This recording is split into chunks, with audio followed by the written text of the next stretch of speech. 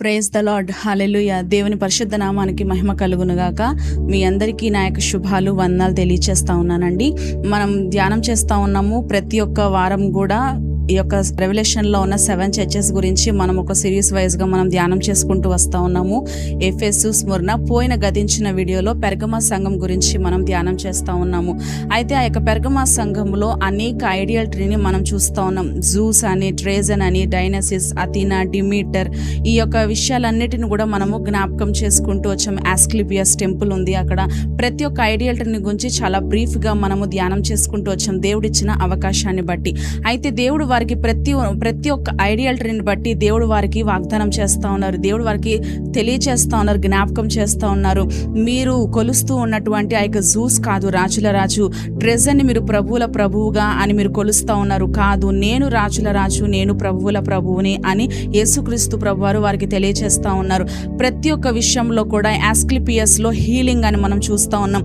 ఆ యొక్క దేవత కాదు, లేదంటే ఆ యొక్క గుడిలో కాదు మీకు స్వస్థత అనేది చేకూర్చేది, కానీ నా యొక్క రక్తంలో నేనే స్వస్థపరచు యెహోవాను నేనే అని ఆయన మనకి వాగ్దానం చేస్తూ ఉన్నట్లుగా పెర్గమా సంఘం గురించి మనం అనేక విషయాలు మనం ధ్యానం చేసుకుంటాం. అదే విధముగా వారు ఆ యొక్క పెర్గమా సంఘము వారు నికోలైతుల బోధలను, అదే విధముగా బిలాము బోధలను వారు ప్రోత్సహిస్తున్నట్లుగా, నికోలైతుల బోధల నుంచి మనం ఒక అవుట్లైన్ తీసుకుంటూ ఉండినట్లయితే కాంప్రమైజింగ్ లైఫ్ని వాళ్ళు లీడ్ చేస్తున్నట్లుగా మనము ధ్యానం చేసాం. అదే విధముగా బిలాము బోధలు ఎలాంటి వారు, అటువంటి నుంచి ఆ యొక్క ఒక అవుట్లైన్ మనం తీసుకుంటూ ఉండినట్లయితే a little sin does not hurt, కొంచెం పాపం, కొంచెం లంచం, కొంచెం కరప్షనే కదా, ఏమీ కాదు అని చెప్పేసి అటువంటి విషయాలన్నిటిని కూడా మనము జ్ఞాపకం చేసుకొని ధ్యానం చేస్తూ ఉన్నాము. ఒకవేళ గనక మారు మనసు పొందితే సరే, లేకపోతే నా నోట నుండి వచ్చు ఖడ్గము చేత వారితో యుద్ధము చేస్తాను అని యేసుక్రీస్తు ప్రభువారు వారికి సెలవిచ్చినట్లుగా ఉన్నాం. అదే విధంగా అక్కడ రోమన్ గవర్నర్ ఉండడము, ఆయన యొక్క కత్తి ఖడ్గం అంటే ఏషియన్ మైనర్ కూడా యాక్సెప్ట్ చేయవలసిన అవసరత ఎంతో ఉండినట్లుగా, ఆ యొక్క ఖడ్గము కాదు బ్రతకాలా చావాలా, లేదు అని అంటే ఒక మనిషి నేరస్తుడా కాదా, ఏ విషయమైనా నిర్ణయించేది ఆ ఖడ్గము కాదు, నా నోట నుంచి బయలు వెడలే ఒక ఆత్మ ఖడ్గము అది నిర్ణయిస్తూ ఉంటుంది అని యేసుక్రీస్తు ప్రభువారు చెప్తా ఉన్నారు. ఒకవేళ గనక మారు మనసు పొందితే తెల్లని మరుగై ఉన్న తెల్లరాతిని, అదే విధముగా మరుగై ఉన్న మన్నాను నేను వారికి ఇస్తాను అని యేసుక్రీస్తు ప్రభువారు వారికి వాగ్దానం చేసినట్లుగా మనము గతించిన వీడియోలో పెర్గమా సంఘంలో అనేక విషయములు దేవుడు ఇచ్చిన సదావకాశాన్ని బట్టి అనేక విషయాలు మనం చారిత్రాత్మకంగా, అదే విధముగా వాక్యానుసారంగా కూడా మనం ఎంతగానో నేర్చుకొని ఉన్నాం. అయితే ఈ రోజున ప్రత్యేకంగా ఈ యొక్క వీడియోలో నెక్స్ట్ చర్చ్ ఏంటి అని అంటే తుయితర సంఘం గురించి మనం ఈ రోజున ధ్యానం చేసుకోబోతా ఉన్నాం. పరిశుద్ధ గ్రంథంలో నుంచి ప్రకటన గ్రంథము 2వ అధ్యాయము 18వ వచనం నుంచి 29వ వచనం వరకు చదువుకుందాం. తుయితరలో ఉన్న సంఘపు దూతకు ఇలాగు వ్రాయము: అగ్నిజ్వాలల వంటి కన్నులను, అపరంజిని పోలిన పాదములను గల దేవుని కుమారుడు చెప్పు సంగతులేవనగా, నీ క్రియలను, నీ ప్రేమను, నీ విశ్వాసమును, నీ పరిచర్యను, నీ సహనమును నేనెరుగుదును. నీ మొదటి క్రియలకున్న నీ కడపటి క్రియలు మరి ఎక్కువైనవని ఎరుగుదును. అయినను నీ మీద తప్పు ఒకటి నేను మోపవలసి ఉన్నది. ఏమనగా, తాను ప్రవక్త్రినని చెప్పుకొనుచున్న యెజబెలను స్త్రీని నీవు ఉండనిచ్చుచున్నావు. జారత్వము చేయుటకును, విగ్రహములకు బలి ఇచ్చిన వాటిని తినుటకును అది నా దాసులకు బోధించుచు వారిని మోసపరచుచున్నది. మారు మనసు పొందుటకు నేను దానికి సమయం ఇచ్చితిని గాని అది తన జారత్వము విడిచిపెట్టి మారు మనసు పొందనొల్లదు. ఇదిగో, నేను దానిని మంచము పట్టించి దానితో కూడా వ్యభిచరించువారు దాని క్రియల విషయమై మారు మనసు పొందితేనే గాని వారిని బహుశ్రమల పాలు చేతును. దాని పిల్లలను నిశ్చయముగా చంపెదను. అందువలన అంతరింద్రియములను, హృదయములను పరీక్షించు వాడను నేనే అని సంఘములన్నీ తెలుసుకొనును. మరియు మీలో ప్రతివానికి వాని క్రియల చొప్పున ప్రతిఫలము ఇచ్చేదను. అయితే తుయితరలో కడమావారైన మీతో, అనగా ఈ బోధను అంగీకరింపక సాతాను యొక్క గూఢమైన సంగతులను ఎరుగమని చెప్పుకొను వారందరితో నేను చెప్పుచున్నదేమనగా, మీ పైని మరి ఏ భారమును పెట్టను. నేను వచ్చు వరకు మీకు కలిగి ఉన్న దానిని గట్టిగా పట్టుకొనుడి. నేను నా తండ్రి వలన అధికారము పొందినట్టు జయించుచు అంతము వరకు నా క్రియలు జాగ్రత్తగా చేయువానికి జనుల మీద అధికారము ఇచ్చెదను. అతడు ఇనుపదండముతో వారిని ఏలును. వారు కుమ్మరి వాని పాత్రల వలె పగలగొట్టుదురు. మరియు అతనికి వేకువ చుక్కను ఇచ్చెదను. సంఘములతో ఆత్మ చెప్పుచున్న మాట చెవిగలవాడు వినుగాక.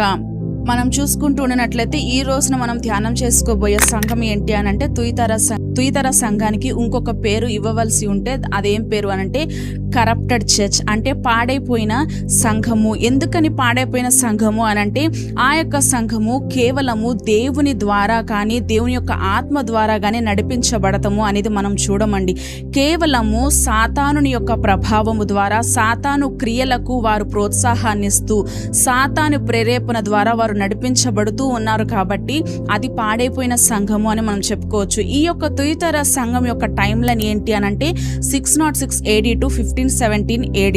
అయితే ఈ యొక్క తుయితర అనేది పెర్గమాకి, అదే విధంగా సార్దీస్కి, పెర్గమా నుంచి వెళ్ళినా అదే విధంగా సార్దీస్ నుంచి వెళ్ళినా సరే 30.5 miles డిస్టెన్స్ అనేది మనం చూడగలుగుతూ ఉంటాం చరిత్రలో. అదే విధంగా ఈ యొక్క తుయితరాన్ని స్థలాన్ని ఎప్పుడు స్థాపించారు అంటే after the destruction of Persian empire అని మనము జ్ఞాపకం ఉంచుకోవచ్చు. అదే విధముగా ప్రకటన గ్రంథము 2వ అధ్యాయము 18-19 వచనాలు ఒకసారి చదువుకుందాం. తుయితెరలో ఉన్న సంఘపు దూతకు ఇలాగు వ్రాయము: అగ్నిజ్వాలల వంటి కన్నులను అపరంచిని పోలిన పాదములను గల దేవుని కుమారుడు చెప్పు సంగతులేవనగా, నీ క్రియలను, నీ ప్రేమను, నీ విశ్వాసమును, నీ పరిచర్యను, నీ సహనమును నేనెరుగుదును. నీ మొదటి క్రియల కన్నా నీ కడపటి క్రియలు మరి ఎక్కువైనవని ఎరుగుదును. ఇక్కడ దేవుడు ఒకదాని తర్వాత ఒకటి దేవుడు వారికి ఆజ్ఞాపిస్తూ ఉన్నారు, వారికి తెలియచేస్తూ ఉన్నారు. యేసయ్య వాళ్ళకి తెలియచేస్తూ ఉన్నారు. ఒక్కొక్క సంఘానికి వారికి ఉన్న పరిస్థితిని ఎత్తి చూపిస్తూ, ఐ నో అబౌట్ యు, నాకు నీ గురించి తెలుసు, నేను ఎరిగి ఉన్నాను, కానీ మార్చుకో, బలపరుచుకో, ఓర్చుకో అని ప్రతి ఒక్క సంఘానికి యేసయ్య చెప్తూ ఉన్నట్లుగా మనం చదువుతూ ఉంటే మనకు అర్థమవుతూ ఉంటుందండి. అయితే ఏమి మార్చుకోవాలి అంటే మన యొక్క పరిస్థితులను బట్టి దేవుని యొక్క సన్నిధానంలోకి వెళ్ళాలి. మన యొక్క పరిస్థితులను మార్చుకోవాలి. ఏంటి బలపరుచుకోవాలి అంటే మన యొక్క జీవితాన్ని ఆధ్యాత్మిక రంగంలో ఎలా బలపరుచుకోవాలో దేవుని యొక్క ఆత్మ కలిగి జీవించాలి అని యేసయ్య చెప్తా ఉన్నారు. ఏంటి ఓర్చుకోవాలి అని అంటే వస్తున్న ప్రతి ఒక్క శోధన, వస్తున్న ప్రతి ఒక్క శ్రమలను, ఇబ్బందులను, ఉపద్రవములను, కష్టములను, నష్టములను ప్రతి ఒక్కటి కూడా ఓర్చుకొని ముందుకు వెళ్ళాలి అని యేసయ్య వారికి చెప్తున్నట్లుగా మనం ఇక్కడ గ్రహించవచ్చు. అయితే ఈ యొక్క లెట్స్ ఎగ్జామిన్ అంటే ఎంతమంది మీరు మీ యొక్క జీవితములను యేసయ్య చేతులకు అప్పగిస్తా ఉన్నారు? వింటున్న వాక్యము అలానే వింటున్నారా, లేదంటే వదిలివేస్తా ఉన్నారు? విన్న వాక్యాన్ని హృదయంలో భద్రపరుచుకుంటున్నారా? ఆ యొక్క భద్రపరుచుకున్న వాక్యం యొక్క శక్తి మీ యొక్క జీవితంలో కనపరచబడతా ఉందా లేదా అని ప్రతి ఒక్కరం కూడా మనందరం కూడా పరీక్షించుకోవాల్సిన అవసరం ఎంతైనా ఉందండి. అయితే ఈ యొక్క తుయితెర సంఘంతో యేసయ్య చెప్తా ఉన్నారు, ఇది ఒక one of the hardest message అని చెప్పొచ్చు. చాలా కష్టతరమైనటువంటి ఒక వర్తమానం యేసయ్య దగ్గర నుంచి ఈ యొక్క తుయితెర సంఘం రిసీవ్ చేసుకుంటుంది అని మనం జ్ఞాపకం ఉంచుకోవచ్చు. ఎందుకు అనంటే ఈ యొక్క సంఘానికి, అదే విధముగా మిగిలిన సంఘముల కంటే కూడా ఈ యొక్క సంఘానికి, ఎందుకంటే గట్టి గద్దింపు, కఠినమైనటువంటి శిక్షని వెల్లడిపరుస్తూ యేసయ్య మాట్లాడుతున్నట్లుగా మనము గమనించవచ్చు. ఎందుకు అనంటే నీ ఆలయంలో దెయ్యం ఉంది, ఆ యొక్క దెయ్యం ఎక్కడో లేదు, నీలోనే ఉంది అని ఇక్కడ తుయితెర సంఘానికి యేసయ్య చెప్తూ ఉన్నట్లుగా మనము గమనించవచ్చు. ఆలయంలో దెయ్యం ఉంటే దేవుని యొక్క కార్యము ఇంకెక్కడ జరుగుతుందండి? జరగలేదు. అదే మనము జ్ఞాపకం ఉంచుకోవాలన్నమాట. అయితే ఇక్కడ ప్రకటన గ్రంథము 2వ అధ్యాయము 20వ వచనంలో ఒకసారి చదువుకుందాం. అయినను నీ మీద తప్పు ఒకటి నేను మోపవలసి ఉన్నది, ఏమనగా తాను ప్రవక్త్రీనని చెప్పుకొనుచున్న యెజబెలను స్త్రీని నీవుండనిచ్చుచున్నావు. జారత్వము చేయుటకును విగ్రహములకు బలి ఇచ్చిన వాటిని తినుటకును అది నా దాసులకు బోధించుచు వారిని మోసపరుచుచున్నది. తుయితెర సంఘానికి యేసయ్య చెప్తా ఉన్నారు, మొదటి నుంచి చూసుకుంటూ ఉండినట్లయితే నీ యొక్క క్రియలు ఇప్పుడు బాగానే ఉన్నాయి, ఎక్కువైనాయి. మొదటి నుంచి చూసుకుంటూ ఉండినట్లయితే నీ యొక్క ఎదుగుదల అనేది ఇప్పుడు చాలా బాగానే ఉంది. కానీ but you are entertaining one woman, she's none other than the Jezebel అని యేసుక్రీస్తు ప్రభువారు తుయితెర సంఘానికి చెప్తా ఉన్నారు. కానీ నువ్వు ఒక స్త్రీని ప్రోత్సాహపరుస్తా ఉన్నావు. ఆ స్త్రీ మరెవరో కాదు, యెజబెలు. అయితే ఈ యొక్క తుయితెర సంఘం గురించి మనము బిబ్లికల్ ఆస్పెక్టివ్లో ధ్యానం చేసే ముందల హిస్టారికల్ ఆస్పెక్ట్లో కొంచెం మనం ముందుకు వెళ్ళి ధ్యానం చేయగలిగితే అసలు యేసయ్య ఎందుకని ఈ విషయాలు తుయతైర సంఘానికి చెప్తున్నారు అనేది మనకి అర్థం చేసుకోవడానికి చాలా సులువుగా ఉంటుంది అని ఆశిస్తూ ఉన్నానండి. అయితే ఈ యొక్క తుయతైర సంఘము ఎప్పుడు ప్రారంభమైంది అంటే మనం చూసుకుంటూ ఉండినట్లయితే ఓల్డ్ మ్యాప్లో ఎఫెసీ, అదేవిధంగా స్ముర్నా, పెర్గమ తర్వాత ఈ యొక్క తుయతైర సంఘము ఎలా వచ్చింది అని అంటే గ్రీసు వారి యొక్క ఏలుబడిలో ఉన్నప్పుడు, వారి యొక్క అధికారంలో ఉండినప్పుడు అలెగ్జాండర్ ది గ్రేట్ అనే ఒక ఎంపరర్ ఈ యొక్క తుయతైర స్థలాన్ని స్థాపించారు.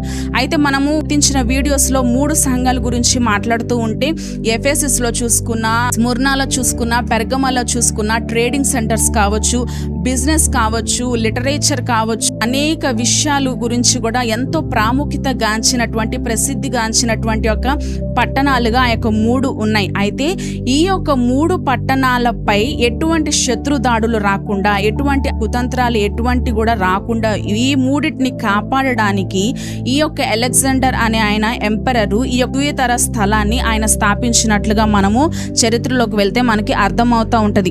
అంటే శత్రువుని ఆపి ఉంచడానికి ఆయన యొక్క స్థలాన్ని నాటారు. ఒక విధంగా చూసుకొని చెప్పుకోవాలంటే ఈ యొక్క స్థలంలో ఏవైనా బిగ్ రిసోర్సెస్ ఏమన్నా ఉన్నాయంటే ఏమీ లేదండి. కానీ ఈ యొక్క స్థలము ఒక ఫోర్ట్రెస్గా స్టార్ట్ అయింది అని అనినప్పుడు ఇది అధికంగా యుద్ధాలు జరిగేటువంటి స్థలము. అంటే ఆ యొక్క ప్రాంతంలో ఏది నాటబడి ఉండదు, ఏది నిలిచి ఉండదు. మనం చూసుకుంటూ ఉండినట్లయితే ఈ యొక్క ఎఫెసు, స్ముర్నా, పెర్గమ ఈ 3 పట్టణాలలో జరిగే దినచర్యలు అంటే డైలీ లైఫ్ యాక్టివిటీస్ అన్నీ కూడా తుయతైరలో మనకి కనబడతా ఉంటుంది. ఆ యొక్క 3 పట్టణాలలో జరిగే దినచర్యలు మనకి తుయతైరలో కనబడతా ఉంటుంది.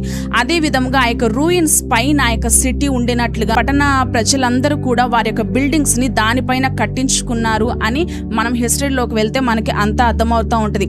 అయితే అధికంగా యుద్ధాలు జరిగేటువంటి స్థలము కాబట్టి కట్టబడతాము, కూల్చబడతాము అంటే ఏది నిలిచి ఉండేది కాదు, ఏది స్థిరపరిచి ఉండేది కాదు. అధికంగా యుద్ధాలు జరిగేటువంటి స్థలముగా ఆ యొక్క తుయతైర ప్రాంతము అటువంటి పరిస్థితుల్లో ఉండినట్లుగా మనం గమనించవచ్చు.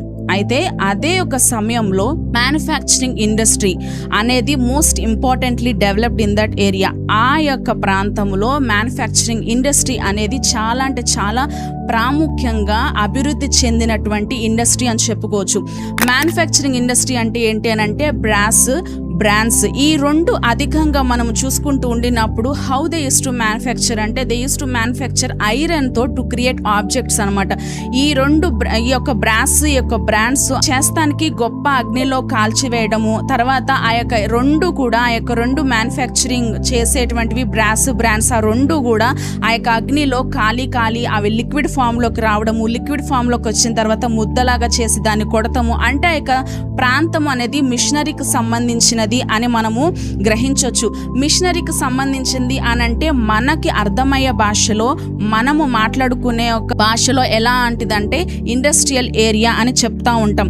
అయితే ఆ యొక్క ప్రాంతము ఒక ఇండస్ట్రియల్ ఏరియాగా అభివృద్ధి చెందింది అని మనము తెలుసుకోవచ్చండి. ఆ యొక్క ప్రాంతంలో it is more of this iron అంటే బ్రాండ్స్ వీటిని ఎక్కువగా మనము చూస్తూ ఉంటాం. It is known for it and it is famous for it. అక్కడ ఉన్నటువంటి ప్రజలు ప్రొద్దున లెగిసిన దగ్గర నుంచి వారు వేడి, అగ్ని, కొలిమి, దెబ్బలలోకి వెళ్ళి ప్రయాసముతో, కష్టముతో ఎంతగానో పనిచేసేటువంటి వారి యొక్క ప్రయాస, వారి యొక్క కష్టము, వారి యొక్క భారము అంతా కాదు. పొద్దున్న లెగిసిన దగ్గర నుంచి సాయంకాలం వరకు కూడా ఆ యొక్క ఇండస్ట్రీలోకి వెళ్ళడము, వారు పొద్దున్న లెగిసిన దగ్గర నుంచి సాయంకాలం వరకు చూసేది, లోపలికి వెళ్ళేది ఏంటి అని అంటే ఈ యొక్క అగ్ని, ఈ యొక్క వేడి, ఈ యొక్క కొలిమి, యొక్క దెబ్బలలోకి వాళ్ళు వెళ్ళాలి. అంటే ఈ యొక్క బ్రాస్ ఎంత ఫేమస్, ఈ యొక్క బ్రాన్స్ ఎంత ఫేమస్ అంటే ఆ యొక్క బ్రాస్తోనే వారు ఇత్తడి అద్దములను చేసేటువంటి వారండి. అయితే అద్దాలు అంటున్నారు కాబట్టి మనం చూసుకునే అద్దాలు అనుకుంటారేమో, అలాంటిది కాదు. వారు అద్దాలు ఎలాంటిదంటే ఇత్తడితో చేసేటువంటి వారు. ఈ యొక్క సీక్వెన్స్ నే మనము పరిశుద్ధ గ్రంథంలో చూస్తూ ఉంటాము. మోషేని దేవుడు ప్రత్యక్ష గుడారము కట్టమన్నప్పుడు ఆ యొక్క స్త్రీలకు అనౌన్స్మెంట్ చేస్తూ ఉంటాడు మోషే.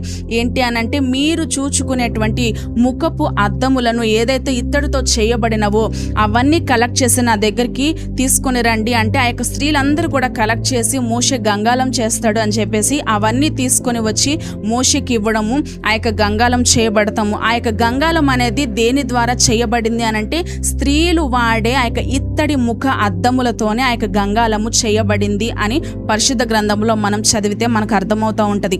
అయితే ఈ విధముగా ఆ యొక్క బ్రాస్, ఆ యొక్క బ్రాంజ్తో ఆ యొక్క విషయాలన్నీ కూడా ఆ యొక్క మ్యానుఫ్యాక్చరింగ్ అంతా మనము చూస్తూ ఉంటాము. అదే విధముగా ఆ యొక్క ఎలాగైతే ఇత్తడి అద్దములు అంటే పాలిష్ చేసి రబ్ చేసి చివరికి వారు మన యొక్క ముఖాలు తేట తెల్లంగా కనబడే విధముగా వారు అంతలాగా తయారు చేసేటువంటి వారండి. అంటే they used to have craftsmen industrial works అంటే ఆ యొక్క ప్రాంతంలో వెరీ హార్డ్ లేబర్ని మనం చూస్తూ ఉంటాం. ప్రయాసతో కూడినటువంటి పని, భారముతో కూడినటువంటి పని, కష్టముతో కూడినటువంటి పనిని మనము చూస్తూ ఉంటాం. ఎందుకంటే ఆ యొక్క వేడి, ఆ యొక్క అగ్ని, ఆ యొక్క కొలిమి, ఆ యొక్క దెబ్బలలోకే వెళ్ళాలి ఆ యొక్క ఇండస్ట్రీలో పనిచేసేటువంటి ప్రజలు. అయితే ఇప్పుడు యేసుక్రీస్తు ప్రభు వారు వారికి ఏం చెప్తా ఉన్నారో ఒకసారి చదువుకుందాం. 18వ వచనం ఒకసారి చదువుకుందామండి. ప్రకటన గ్రంథము 2వ అధ్యాయము 18వ వచనం. తుయితరలో ఉన్న సంఘపు దూతకు ఇలాగు వ్రాయము, అగ్నిజ్వాలల వంటి కన్నులను అపరంచిన పోలిన పాదములను గల దేవుని కుమారుడు చెప్పు సంగతులు ఏవనగా. ఫస్ట్ ఆయన ఏం ఇంట్రడ్యూస్ చేసుకుంటున్నారంటే యేసుక్రీస్తు ప్రభువారు ఈ యొక్క తుయితర సంఘానికి అగ్నిజ్వాలల వంటి నేత్రములు కలవాడను అని తుయితర సంఘానికి చెప్తా ఉన్నారు. ఇప్పుడు అగ్నిజ్వాలల వంటి నేత్రములు కలవాడను అని యేసయ్య తుయితర సంఘానికి చెప్తా ఉన్నారు. కాబట్టి మనం ఏమనుకుంటామంటే ఓహో అయితే యేసయ్య కంటిలో నిప్పు ఉంటుంది, ఆ యొక్క నిప్పును బట్టి లేదంటే ఆ యొక్క అగ్నిని బట్టి ఆయన అట్లా చెప్తా ఉన్నారేమో. లేదంటే ఇప్పుడు ఏ టెక్నాలజీ, అడ్వాన్స్ టెక్నాలజీలో మనం ఏం చేస్తూ ఉంటామంటే ఆ యొక్క ఫ్లేమ్స్ ఆఫ్ ఫైర్ ని పెడతాము, అలా ప్రొజెక్ట్ చేయడం అనేది చూస్తూ ఉంటాం. కానీ ఆ పరిస్థితిలో ఆ రోజున యేసుక్రీస్తు ప్రభువారు తుయితర సంఘం గురించి యోహాను గారికి చెప్తూ ఉంటే రాశారు. ఆ యొక్క పత్రికను రిసీవ్ చేసుకున్నటువంటి తుయితర సంఘానికి ఆ రోజున బాగా తెలుసు అగ్ని జ్వాలల వంటి నేత్రములు కలవాడను అని యేసయ్య ఎందుకు చెప్తా ఉన్నారు. ఎందుకంటే వారు పొద్దున్న లెగ్సిన దగ్గర నుంచి ఎక్కడికి వెళ్ళాలంటే వేడిలోకి వెళ్ళాలి. ఏమి చూడాలి అంటే అగ్నిలో చూడాలి. అయితే వారికి అంతా ఆ యొక్క అగ్నిలో ఆ యొక్క బ్రాస్, ఆ యొక్క బ్రాన్స్ ని కరిగించటము, కరిగి అది లిక్విడ్ ఫామ్ లోకి రావడము, దాన్ని ముద్దగా తీసివేసి కొడతాము. ఆ యొక్క పిక్చర్ అంతా కూడా వారి యొక్క మైండ్ లోకి వచ్చింది. యేసుక్రీస్తు ప్రభువారు వారికి జ్ఞాపకం చేస్తా ఉన్నారు. అదేంటి అనంటే నీకు అగ్ని యొక్క శక్తి ఏంటో నీకు తెలుసు, అగ్ని యొక్క బలం ఏంటో నీకు తెలుసు, అగ్ని యొక్క ప్రభావం ఏంటో నీకు తెలుసు. ఎంత బండనైనా ఎంత కొండనైనా కరిగించేటువంటి శక్తి గలది అగ్ని అని వారికి చెప్తా ఉన్నారండి. అదే విధముగా 18వ వచనంలోనే యేసుక్రీస్తు ప్రభువారు ఏమని ఇంట్రడ్యూస్ చేస్తా ఉన్నారంటే అపరంచిని పోలిన పాదములను గల అంటే ప్రకటన గ్రంథము 1వ అధ్యాయంలో చూసుకుంటూనట్లయితే అపోస్తలుడైనటువంటి యోహాను గారు కూడా ఆ యొక్క ప్రభావమును, ఆ యొక్క అధిక మహిమను చూసి తట్టుకోలేక ఆయన యొక్క పాదముల మీద పడి చచ్చిన వాడాయను అనే యొక్క మాటను మనము 1వ అధ్యాయంలో మనం చూస్తూ ఉంటాం. అయితే ఇప్పుడు యేసుక్రీస్తు ప్రభువారు చెప్తా ఉన్నారు, మీరు ఇత్తడితో ఆ యొక్క అద్దములను తేట తెల్లంగా వచ్చే విధంగా పాలిష్ చేసి రబ్ చేసి ఆ యొక్క అద్దములు అంటే ముఖము కనిపించేంత విధముగా మీరు అద్దములను చేస్తా ఉన్నారు కదా. కమ్ టు మై ఫీట్, నా పాదాల దగ్గరికి రా, ఎందుకంటే అపరంచిని పోలిన పాదములు, నీ స్థితిగతులేంటో నువ్వు నీకే గ్రహించుకొనులాగున నేను చేస్తాను. నేనేమై ఉన్నానో, నువ్వేమై ఉన్నావో, నీ శత్రువేమై ఉన్నాడో నీకు తెలియచేస్తా ఉన్నాను. మీరు చేసేటువంటి ఆ యొక్క బ్రాస్తో ముఖాలు మాత్రమే కనబడతాయి, కానీ నా పాదముల దగ్గరికి వస్తే మీ ముఖములు మాత్రమే కాదు కానీ మీ యొక్క జీవితము బయలుపరిచేటువంటి దేవుడను అని యేసుక్రీస్తు ప్రభువారు వారికి చెప్తా ఉన్నారండి.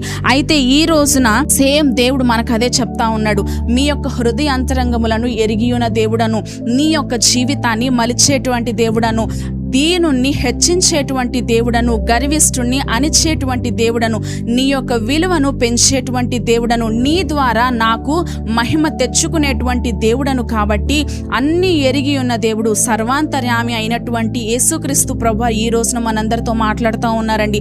ఒక విషయం అదే విధముగా పాత నిబంధన గ్రంథంలో నిర్గమాకాండంలో కూడా మనం చూసుకుంటూ ఉండినట్లయితే ఎప్పుడైతే మోషే, దైవజనుడైనటువంటి మోషే ఇజ్రాయేళ్లకు నాయకుడిగా ఉండి ఫరో భార్య బారి నుంచి, ఆ యొక్క బానిసత్వంలో నుంచి ఇజ్రాయేలు ప్రజలను పాలు తేనెలు ప్రవహించే దేశానికి అంటే కనాను దేశానికి వెళ్తూ ఉంటే మధ్యలో ఒకటి ఎదురవుతూ ఉంటుంది. అదేంటి అనంటే ఎర్ర సముద్రము ఎదురవుతూ ఉంటుంది. ఇంకా ప్రజలు అక్కడే ఉంటారు. వెనక నుంచి ఆ యొక్క సాతాను పక్షముగా ఉండినటువంటి ఫరో, అదే విధముగా అతని సైన్యము వెంటాడుతూ ఉంటే ఆ వారిని చేరుకోకుండా అక్కడ అగ్నిస్తంభమై ఉండి అనేక ఉరుములు మెరుపులు అంటే ఆ యొక్క అగ్నిస్తంభము ముందల ఫరో కానీ ఫరో వెనకాల ఉన్న సైన్యము కానీ ముందడుగు వేయలేకపోయారు. అక్కడికక్కడే నిలిచిపోయారు. ఈ రోజున మనం గ్రహించుకోవాలి అది ఏంటి అంటే ఫస్ట్ పాయింట్, దేవుడు అగ్ని అయి ఉన్నాడు. ఆ అగ్ని ద్వారా మనలను పరీక్షిస్తా ఉన్నాడు. 2, దేవుని యొక్క పాదములు అపరంచిని పోలిన పాదములు. మనం ఏమై ఉన్నా పర్వాలేదు, మన యొక్క పరిస్థితులు స్థితిగతులు ఏదై ఉన్నా పర్వాలేదు, అవన్నీ కూడా గ్రహించుకోగలిగే శక్తిని వాట్ ఈస్ వాట్ అని దేవుడు బయలుపరిచేటువంటి యొక్క పాదముల దగ్గరికి మనము వెళ్ళవలసిన వారమై ఉన్నాము అని మనందరం కూడా జ్ఞాపకం ఉంచుకోవాలండి. అయితే దేవుడు సెలవిస్తున్నాడు, నా అగ్నికి మించిన శక్తి దేనికి లేదు, ఈవెన్ సాటన్ కూడా లేనే లేదు అని యేసుక్రీస్తు ప్రభువారు చెప్తా ఉన్నారు. అయితే నా గురించి అంత ఎరిగి ఉన్న దేవుడు మనతో మాట్లాడుతూ ఉన్నాడండి. అంటే ఈ యొక్క సంఘముతో ఇంకా మనము యేసుక్రీస్తు ప్రభువారు ఇంకా ఏం చెప్తా ఉన్నారంటే వీరి యొక్క పరిస్థితుల్లోకి మనం ఇంకా కొంచెం ముందుకు వెళ్తే they are very very hard working people. ఎంతో కష్టముతో పని చేసేటువంటి వారు, భారముతో పని చేసేటువంటి వారు, ఎంతో కష్టముతో కష్టపడేటువంటి వారు. ఎందుకంటే ప్రొద్దున లెగ్సిన దగ్గర నుంచి ఆ యొక్క వేడి, ఆ యొక్క అగ్ని, ఆ యొక్క కొలిమి, అదంతా అంత ఈజీ కాదండి. ఈ రోజున మనం ఏదో మాటల రూపంగా లేదంటే ధ్యానించటము మాట్లాడతాము అనేది మనం ఈ రోజున చేస్తూ ఉన్నాం. కానీ ఆ యొక్క టైం లైన్లో తుయితరలో ఉన్నటువంటి ప్రజలు ఆ యొక్క మ్యానుఫ్యాక్చరింగ్ ఇండస్ట్రీలోకి వెళ్ళి పనిచేసేటువంటి వారి పరిస్థితి అంత కఠినమైనటువంటిది కాదు.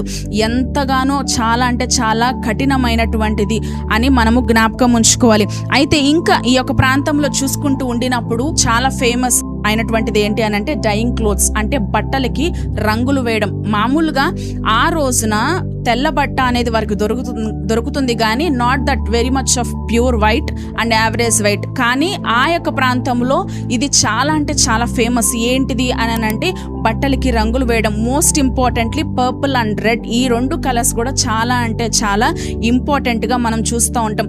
రోమన్స్ వారు ఆ యొక్క తీరులో వారు బ్రతికేటువంటి దినములలో ఈ యొక్క 2 కలర్స్ అనేవి చాలా అంటే చాలా ఫేమస్ అండి.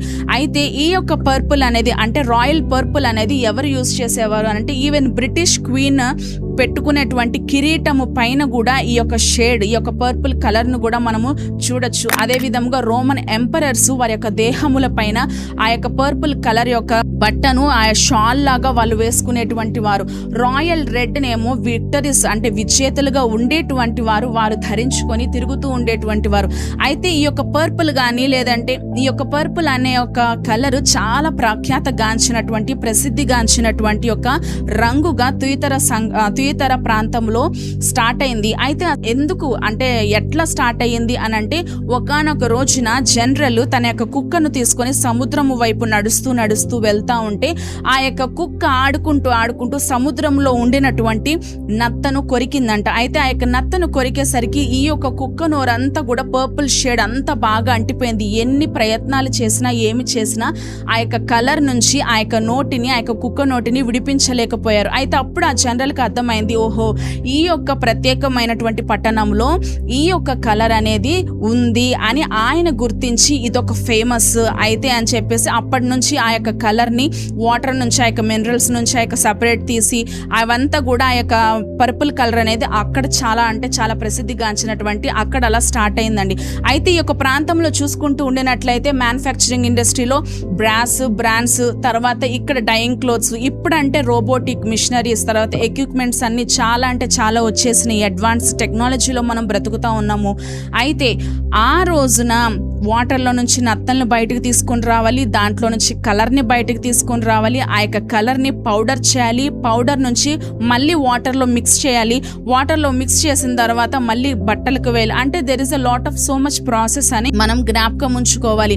అదే విధముగా సేమ్ అంటే ఈ యొక్క కలర్ని ఆ యొక్క ప్రాంతంలో సామాన్యులు కొనుక్కునేటువంటి రీతిలో అంటే సామాన్యులు కొనుక్కునేటువంటి రేంజ్లో ఉండేదా ఆ యొక్క కాస్ట్ అంటే కాదండి. ఎక్కువ అధికారంలో ఉన్నటువంటి వారు, అదే విధముగా మంచి హోదాలో ఉండేటువంటి వారు మాత్రమే కొనుక్కునే అంత రేంజ్లో ఉండేది, కానీ సామాన్యులు కొనుక్కునేటువంటి రేంజ్లో అయితే ఉండేది కాదు. సేమ్ ఇదే మనం ఎక్కడ చూస్తామంటే పరిశుద్ధ గ్రంథంలో అపోస్తుల కార్యంలో లూదియా ఊదా రంగు పొడి అమ్ము తుయితెర పట్టణస్థురాలు అనేది మనం జ్ఞాపకం ఉంచుకోవచ్చు. ఆ యొక్క లూదియా కూడా ఈ యొక్క పట్టణస్థురాలే అని మనము జ్ఞాపకం ఉంచుకోవచ్చు. అదే విధముగా తుయితెర నుండి అపోస్తుల కార్యములు మనం చూస్తూ ఉంటే ఇక్కడ నుంచి అనేక మంది కూడా వ్యాపార విషయమై అక్కడికి వెళ్తాము. అక్కడ అపోస్తులు తమ యొక్క పరిచర్యను కొనసాగించడం అనేది మనము చూస్తూ ఉంటాం. ఇఫ్ యు సీ, ఆలయానికి దేవుడు చెప్తూ 3వ ఇంట్రడక్షన్ యేసుక్రీస్తు ప్రభువారు ఏమని చెప్తా ఉన్నారో మరొకసారి 2వ అధ్యాయము 18వ వచనం ఒకసారి చదువుకుందామండి. ప్రకటన గ్రంథము 2వ అధ్యాయము 18వ వచనం. తుయితెరలో ఉన్న సంఘపు దూతకు ఇలాగు వ్రాయము, అగ్నిజ్వాలల వంటి కన్నులను అపరంచిని పోలిన పాదములను గల దేవుని కుమారుడు చెప్పు సంగతులేవనగా. 3వ ఇంట్రడక్షన్ ఏంటి అనంటే దేవుని కుమారుడను. ఫస్ట్ ఏమో అగ్నిజ్వాలల వంటి నేత్రములు కలవాడను అని, 2వది అపరంచిని పోలిన పాదములు గలవాడను అని, 3వది దేవుని యొక్క కుమారుడు చెప్పు సంగతులేవనగా అని. ఎందుకని దేవుడు యేసుక్రీస్తు ప్రభువారు ఇలా అడ్రస్ చేసుకోవాల్సిన అవసరత ఎందుకు ఏర్పడింది అని అంటే, మనము పెర్గమా సంఘానికి మళ్ళీ మనం వెళ్ళగలిగినట్లయితే అక్కడ జూస్ ఆల్టర్ అనేది చాలా గంభీరమైనటువంటి ఆలయముగా బలిపీఠముగా ఉంది అని గతించిన వారంలో మనం ధ్యానం చేసిన రీతి, ఆ యొక్క జూస్ కుమారుడు ఎవరు అనంటే అపోలో. అంటే according to their Roman mythology they used to worship the son of God as Apollo. ఆ యొక్క దేవుని కుమారుడు అని వారి యొక్క రోమన్ మిథాలజీ ప్రకారముగా దేవుని యొక్క కుమారుడు అని వారు ఆరాధిస్తూ ఉండేటువంటి వారు ఎవరిని అంటే అపోలోని. ఇప్పుడు యేసుక్రీస్తు ప్రభువారు తుయితెర సంఘానికి ఏమని చెప్తా ఉన్నారంటే, అపోలో కాదు దేవుని కుమారుడు, నేను దేవుని యొక్క కుమారుడను, నేనయ్యా అద్వితీయ కుమారుడను, నేను యావే కుమారుడను, అపోలో కాదు అని తన్ను తాను అడ్రస్ చేసుకుంటూ ఉన్నారు తుయితెర సంఘానికి. అయితే లెట్స్ ఎగ్జామిన్, అంటే వారి యొక్క కాలమును బట్టి, వారి యొక్క పరిస్థితులను బట్టి, వారి యొక్క స్థితిగతులను బట్టి, వారి యొక్క సమయము బట్టి, వారి యొక్క జీవితములను బట్టి దేవుడు మాట్లాడుతూ ఉన్నారు. ఈ రోజున కూడా మనందరితో కూడా దేవుడు మాట్లాడుతూ ఉన్నారు. మనందరం కూడా పరీక్షించుకోవాలి. అదేంటి అని అంటే, మనందరికీ దేవుడు ఉన్నారా? ఉంటే ఆ యొక్క దేవుణ్ణి ఖచ్చితంగా మనము ఇప్పటికీ మనము అనుభవించగలుగుతా ఉన్నామా లేదా? దేవుని యొక్క తాకుదల మన యొక్క జీవితము మీద ఉందా లేదా? దేవుని యొక్క స్వరమును మనము విన్నామా లేదా అని మనందరము కూడా పరీక్షించుకోవాల్సిన అవసరత ఎంతైనా ఉంది అని పరిశుద్ధ గ్రంథం తెలియజేస్తూ ఉంది. అయితే ఇంకా ఈ యొక్క ప్రాంతములో ఇంకా ఇంపార్టెంట్ ప్లేసెస్ ఏమన్నా ఉన్నాయా అంటే ఇంకేమీ లేవండి. కానీ యేసుక్రీస్తు ప్రభువారు ప్రతి ఒక్క సంఘానికి గుడ్ థింగ్స్ ని, అంటే మంచి కార్యములను, శ్రేష్టమైనటువంటి కార్యములు ఘనమైన రీతిగా వారికి తెలియచేస్తూ, వారిని అభినందిస్తూ, వారిని ప్రోత్సాహపరుస్తున్న రీతి ఈ యొక్క తుయితెర సంఘంలో కూడా మనము చూడొచ్చు. నీ యొక్క ప్రేమను, నీ యొక్క కష్టాన్ని, నీ యొక్క సహనాన్ని, నీ యొక్క సేవను, నీ యొక్క పరిచర్యను, నీ యొక్క విశ్వాసాన్ని నేను నెరిగి ఉన్నాను. I know about you. కానీ నీ మీద ఒక నేరము మోపవలసి ఉన్నది, నీ మీద ఒక తప్పు మోపవలసి ఉన్నది. ఆ యొక్క నేరము ఏంటో ఒకసారి మనం చదివి తెలుసుకుందాం. ప్రకటన గ్రంథము 2వ అధ్యాయము 20వ వచనం ఒకసారి చదువుకుందామండి. అయినను నీ మీద తప్పు ఒకటి నేను మోపవలసి ఉన్నది, ఏమనగా తాను ప్రవక్త్రీనని చెప్పుకొనుచున్న యెజబెలను స్త్రీని నీవుండనిచ్చుచున్నావు.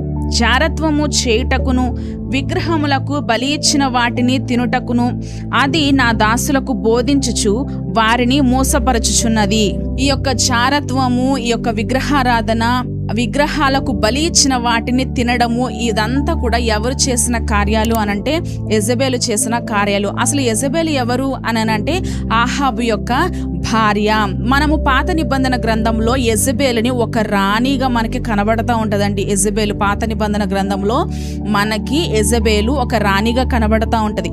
అయితే యెజబెలు యొక్క భర్త ఎవరు అనంటే ఆహాబు. ఈ యొక్క ఆహాబు ఎంత మూర్ఖుడంటే, ఎంత క్రూరుడంటే, ఎంత కఠినాత్ముడు, ఎంత మోసగాడు అంటే ఇజ్రాయేలుల చరిత్ర మొత్తంలో ఇతని వంటి వారు ఇంకొక రాజు లేరు అని పరిశుద్ధ గ్రంథం తెలియచేస్తా ఉంది.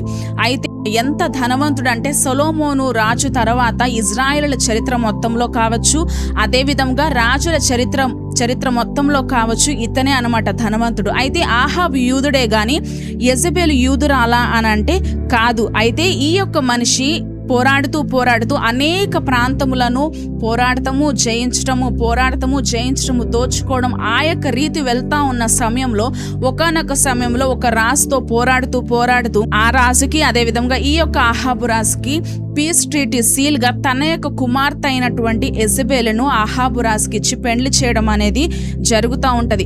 అయితే యెజబెలు గురించి నార్మల్ గా చెప్పాలి అని అంటే, యెజబెలుకి మనం ఎటువంటి పేర్లు ఇవ్వచ్చు అంటే దెయ్యము, మూర్ఖురాలు, క్రూరురాలు, కఠినాత్మురాలు, ఎటువంటి దయాదాక్షిణ్యాలు లేనటువంటి స్త్రీ, అదే విధంగా నో ఎమోషన్స్, ఈ యొక్క పేర్లన్నీ కూడా యెజబెలుకి ఇవ్వచ్చు.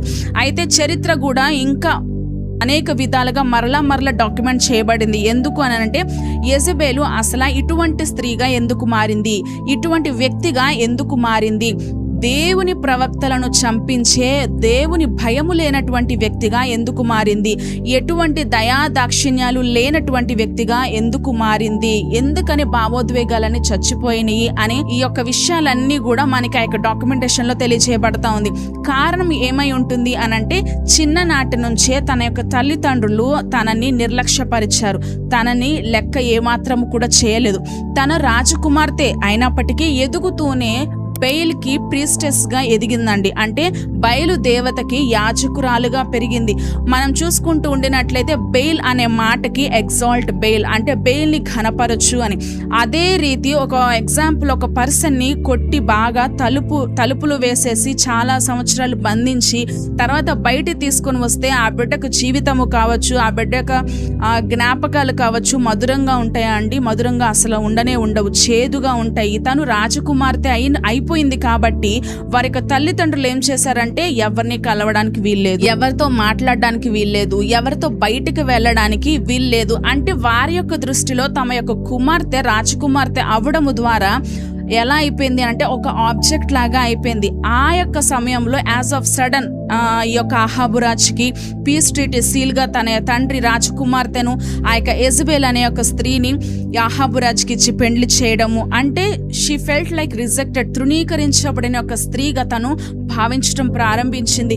ఎటువంటి ఎమోషన్స్ లేవు, ఎమోషన్స్ అన్ని చచ్చిపోయినాయి, ఎటువంటి దయాదాక్షిణ్యాలు లేదు, క్రూరురాలుగా, మూర్ఖురాలుగా, ఎటువంటి దయాదాక్షిణ్యాలు లేనటువంటి ఒక స్త్రీగా తయారవ్వడం ప్రారంభమైందనమాట. అయితే అదే సమయంలో ఎప్పుడైతే అహాబు యెజబెల్ని పెండ్లి చేసుకున్నాడో, అంటే అహాబు ఎవరికి రాజు అండి?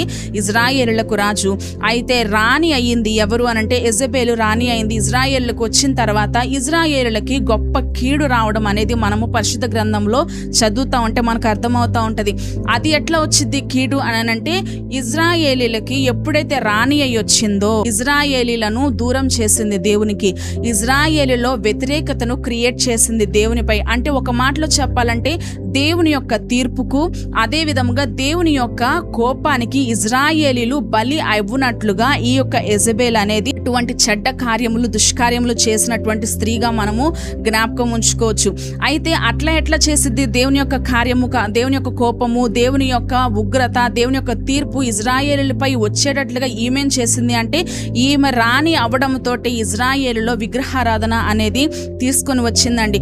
మనం చూసుకుంటూ ఉండినట్లయితే దేవుడు వాగ్దానం ఇస్తే నెరవేర్చేటువంటి దేవుడు, తన యొక్క నిబంధనను స్థిరపరిచేటువంటి దేవుడు. అలాంటి దేవుడు, నీ దేవుడైన యెహోవానగు నేను రోషము కలిగినటువంటి దేవుడను.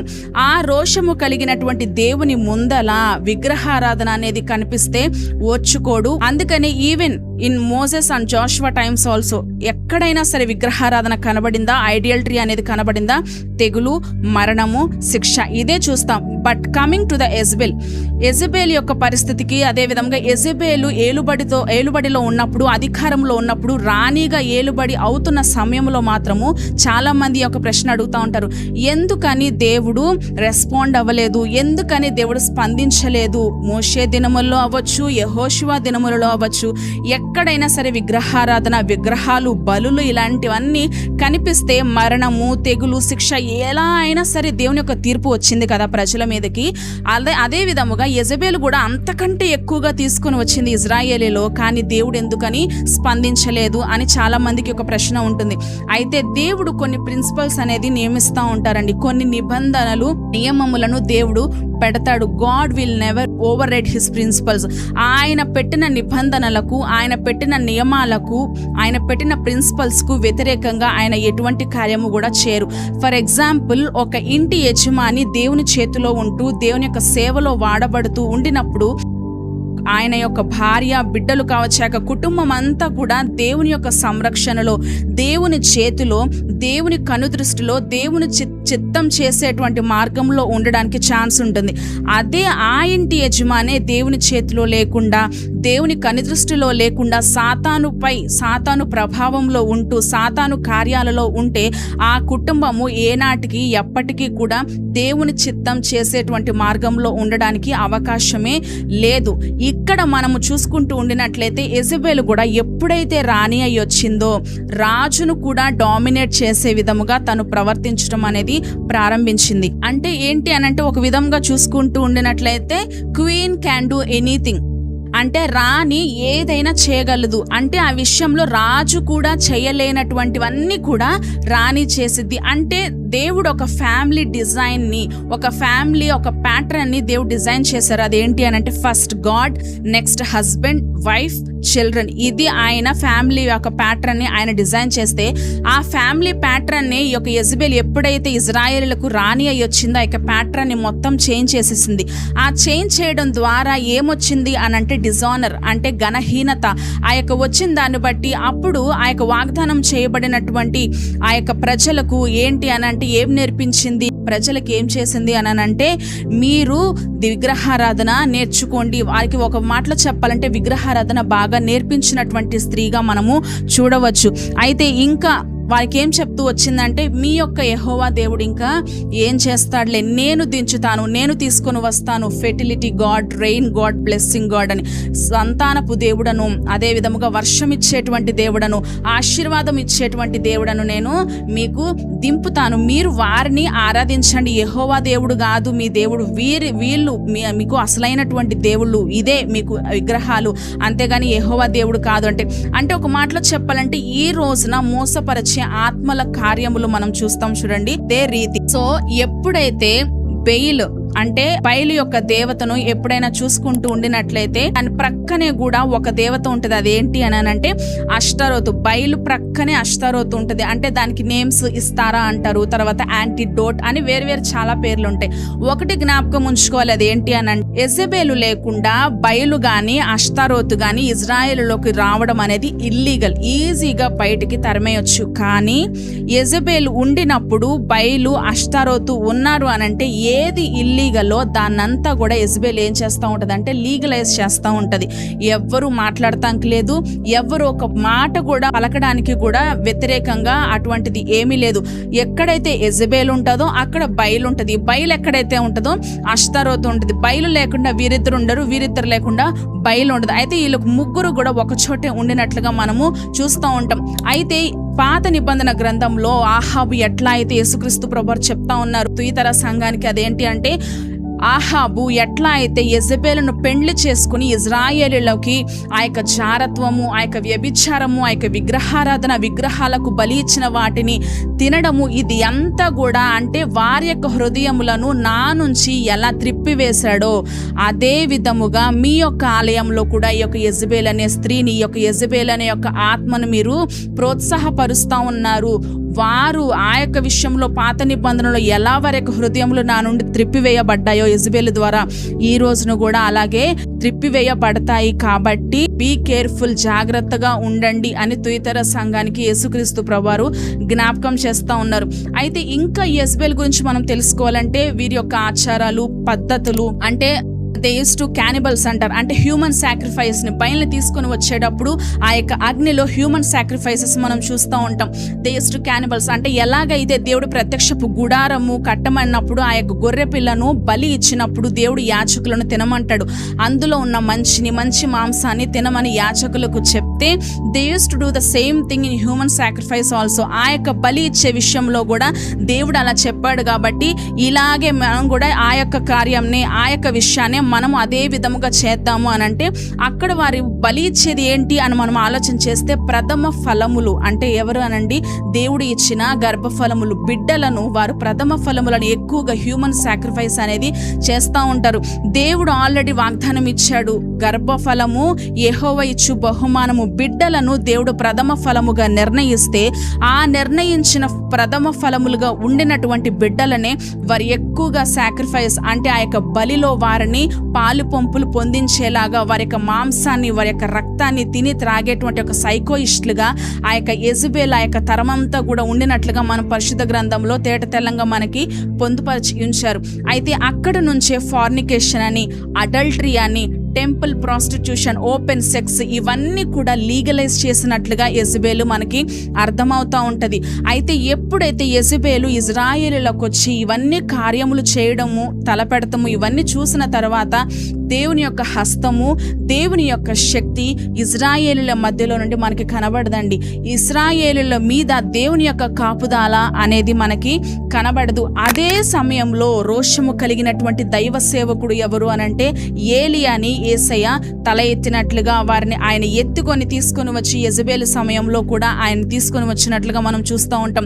అయితే ఏలియా ఒక ఛాలెంజ్ చేస్తారు, అదేంటి అనంటే, మీకు సంతానపు దేవుడని, వర్షపు దేవుడని, ఆశీర్వాదపు దేవుడని ఉన్నారన్నారు కాబట్టి మీరు ఆకాశము తెరవబడేలాగా మీరు ప్రార్థన చేయండి, వర్షం వచ్చేలాగా మీరు ప్రార్థన చేయండి, ఆకాశము మూయబడులాగన వర్షము రాకుండానట్లు నేను ప్రార్థన చేస్తాను. జీవము లేని వాటిని మీరు ఆరాధన చేస్తూ ఉన్నారేమో, జీవము కలిగినటువంటి సృష్టికర్తని, ఈ యొక్క సృష్టిని చేసినటువంటి సృష్టికర్త వైపు నేనున్నాను, నా ప్రార్థనకి ఖచ్చితంగా జవాబు ఇవ్వబడుతుంది అనే విశ్వాసంతో నేను ప్రార్థన చేస్తాను, చూద్దాం ఎవరు గెలుస్తారో అనినప్పుడు మనం పరిశుద్ధ గ్రంథంలో 3.5 సంవత్సరములు ఈ భూమి మీద వర్షం రాకపోవడం అనేది మనం పరిశుద్ధ గ్రంథంలో చూస్తూ ఉంటాం, యాకోబు రాసిన పత్రికల్లో, క్రొత్త నిబంధనలో. అయితే ఈ రోజున దేవుని దగ్గర నుండి తప్ప మనకంటూ ఆశీర్వాదమైన, దీవెనైన, మేలైన ఇంకెక్కడా రాదండి. కేవలము దేవుని దగ్గర నుంచి మాత్రమే మనకి వస్తూ ఉంటుంది.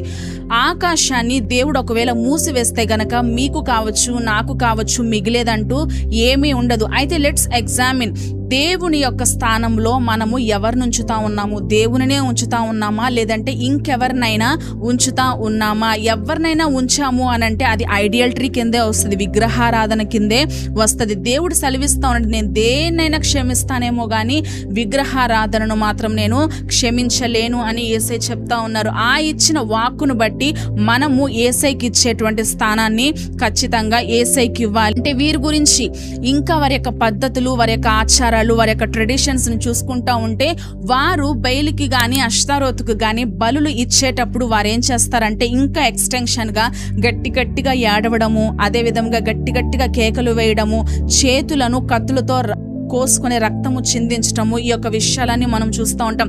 అదే యొక్క సమయంలో మొదటి రాజుల గ్రంథము 18వ వచనంలో మనం చూస్తూ ఉంటాం, మీ దేవుడా మా దేవుడా నిజము అనేటువంటి ఒక ఛాలెంజింగ్ ని అక్కడ చూస్తూ ఉంటాం. ఏలియా బయలు ఒకవేళ నిజంగా బయలే దేవుడు అనంటే అగ్నిని ఆకాశం నుండి దించమని చెప్పండి, లేదు అని అనంటే నా దేవుడు సజీవుడైనటువంటి దేవుడు కాబట్టి నేను ప్రార్థన చేస్తే నా యెహోవా ఖచ్చితంగా అగ్నిని దించుతాడు అనే ఒక ఛాలెంజింగ్ లో చాలా మంది వరకు కూడా అక్కడ అనేక మంది బయలాని గట్టిగా అరవడము, చేతులు కోసుకోవడము, రక్తాన్ని చిందించటము అనంటే ఆ టైంలోనే ఏలియా దూరమున ఉన్నాడేమో మీ దేవుడు, అదేవిధంగా ప్రయాణంలో ఉన్నాడేమో, భారముతో ఉన్నాడేమో, ఇంకా మేల్కోలేదేమో, నిద్రపోతా ఉండడము, ఇంకా గట్టిగా కేకలు వేయండి అని అనడము, వారు ఆ మాటలకి ఇంకా ఎక్కువగా ఉత్కృష్టులై ఇంకా గట్టిగా కేకలు వేయడము, ఎట్టకేలకి ఆ యొక్క బయలు నుంచి ఒక మారు మాట కూడా ప్రత్యుత్తరం ఇచ్చేవాడు ఎవడునూ లేకపోగా అనే ఒక విషయాన్ని మనము జ్ఞాపకం చేసుకోవచ్చు చదువుతా ఉంటే. అదేవిధంగా ఎప్పుడైతే ఏలియా చిన్న ప్రార్థన చేశాడు, అది కూడా దట్టు వెరీ పవర్ఫుల్ ప్రేయర్ అనేది ఏలియా చేశాడని, చాలా శక్తివంతమైనటువంటి ప్రార్థన చేశాడు.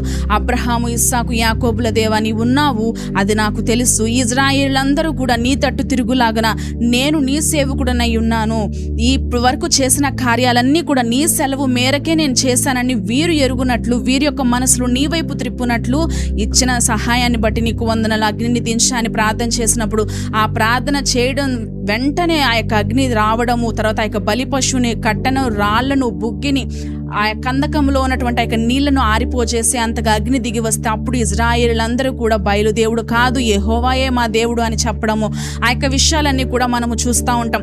అయితే యెజబెల్ ఒకటి నేర్పించింది ఇజ్రాయేలీలకు, అదేంటి అంటే రాళ్లని, రప్పలను మీరు ఆరాధన చేయండి, సృష్టికర్త జీవము కలిగినటువంటి దేవుడని యెహోవాకు కాదు మీరు ఆరాధన చేసేది అని పరిశుద్ధ గ్రంథం తెలియజేస్తా ఉంది. దేవునికి అసహ్యమైనది ఏమైనా ఉంది అని అంటే విగ్రహారాధనే అని తెలియజేస్తా ఉంది. ఏలియా అంటాడు, ఇంకెంత కాలము రెండు వైపులా ఉండేది, ఇంకెంత కాలము రెండు పడవల మీద మీరు కాళ్ళు వేసి నిలబడగలిగేది, ఇంకా రెండు తలంపులతో ఇంకెంత కాలము మీరు ఉండేది, బయలు దేవుడు అంటే బయలు వైపు ఉండండి, యెహోవా దేవుడు అంటే యెహోవా వైపు ఉండండి అని చెప్పి ఈ యొక్క మాటలని చెప్పిన తర్వాత ఏలియా అహాబుకి వర్తమానం చెప్పి పంపిస్తా ఉంటాడు. అదేంటంటే నీ యొక్క యాజకులను పంపించు, నీ యొక్క ప్రవక్తలను పంపించు అని అంటే ఆ యొక్క టైంలో మీరు గమనిస్తే యెజబెలు బల్ల దగ్గర అంటే బయలు బల్ల దగ్గర 450 మంది ప్రవక్తలు, అదే విధంగా అష్తారోతు బల్ల దగ్గర 400 ప్రవక్తలు, అంటే మొత్తము టోటల్ ఎంత అంటే 850 ప్రవక్తలను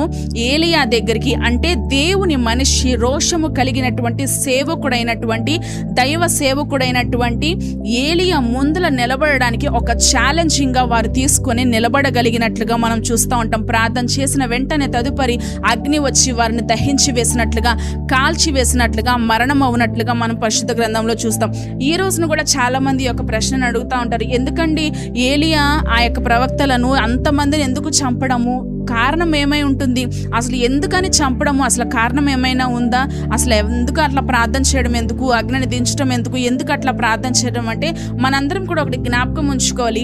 ఎప్పుడైతే యెజబెలు రాణి అయి వచ్చిందో ఫస్ట్ అండ్ ఫార్మోస్ట్ థింగ్ ఏంటి అని అంటే ఫార్నికేషన్ కాదు, అడల్టరీ కాదు, టెంపుల్ ప్రాస్టిట్యూషన్, ఓపెన్ సెక్స్ కాదు, ఐడియల్టరీ కాదు, ఐడియల్స్ కాదండి.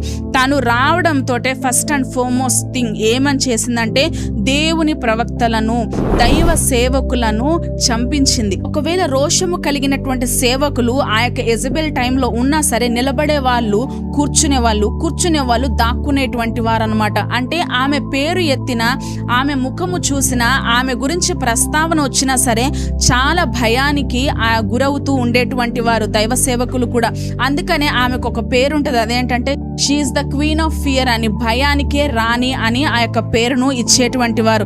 అంటే ఆ యొక్క సమయంలో కూడా ఆమె నేమ్ చెప్పాలంటేనే, ఆమె ముందుకు వెళ్ళాలంటేనే, ఆమెతో మాట్లాడాలి అని అంటేనే చాలా మందికి ఎంతో భయము. అయితే ఈ యొక్క యెజబెలు అందరినీ తరుముతుందా అంటే తరుమదండి.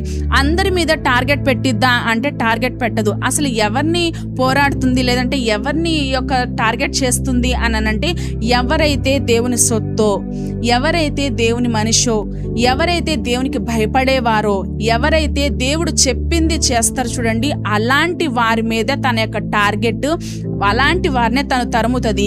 ఈ యొక్క కేటగిరీలో ఉన్న ప్రజలందరూ కూడా దేవుని యొక్క బిడ్డలు కాబట్టి ఈజీగా ఆ యొక్క స్పిరిట్ని, ఆ యొక్క యెజబెల్ స్పిరిట్ని పోరాడగలిగేటువంటి వారు. అసలు యెజబెల్ ఎలా వస్తుందంటే ఒక శత్రువుగా వస్తుందా అంటే శత్రువుగా రానే రాదు. ఎందుకంటే పాత నిబంధన గ్రంథంలో మనం చూస్తూ ఉండినట్లయితే యెజబెలు ఒక రాణిగా వచ్చింది, అంతేగాని ఒక శత్రువుగా, ఒక కీడు చేసేటువంటి విధముగా, లేదంటే ఒక భయానకంగా రాలేదు, కానీ ఒక రాణిగా వచ్చింది. ఈ రోజున కూడా మన యొక్క జీవితంలో ఆ యొక్క యెజబెల్ ఆత్మ కలిగినటువంటిది ఎలా వస్తుంది, ఆ యొక్క యెజబెల్ ఎట్లా వస్తుంది అని అంటే ఒక బెస్ట్ ఫ్రెండ్గా, ఒక సహాయకులుగా, అదే విధముగా మేలు చేసేటువంటి వారిగా, ఆ విధముగానే యెజబెల్ మన యొక్క జీవితంలోకి వస్తూ ఉంటుంది.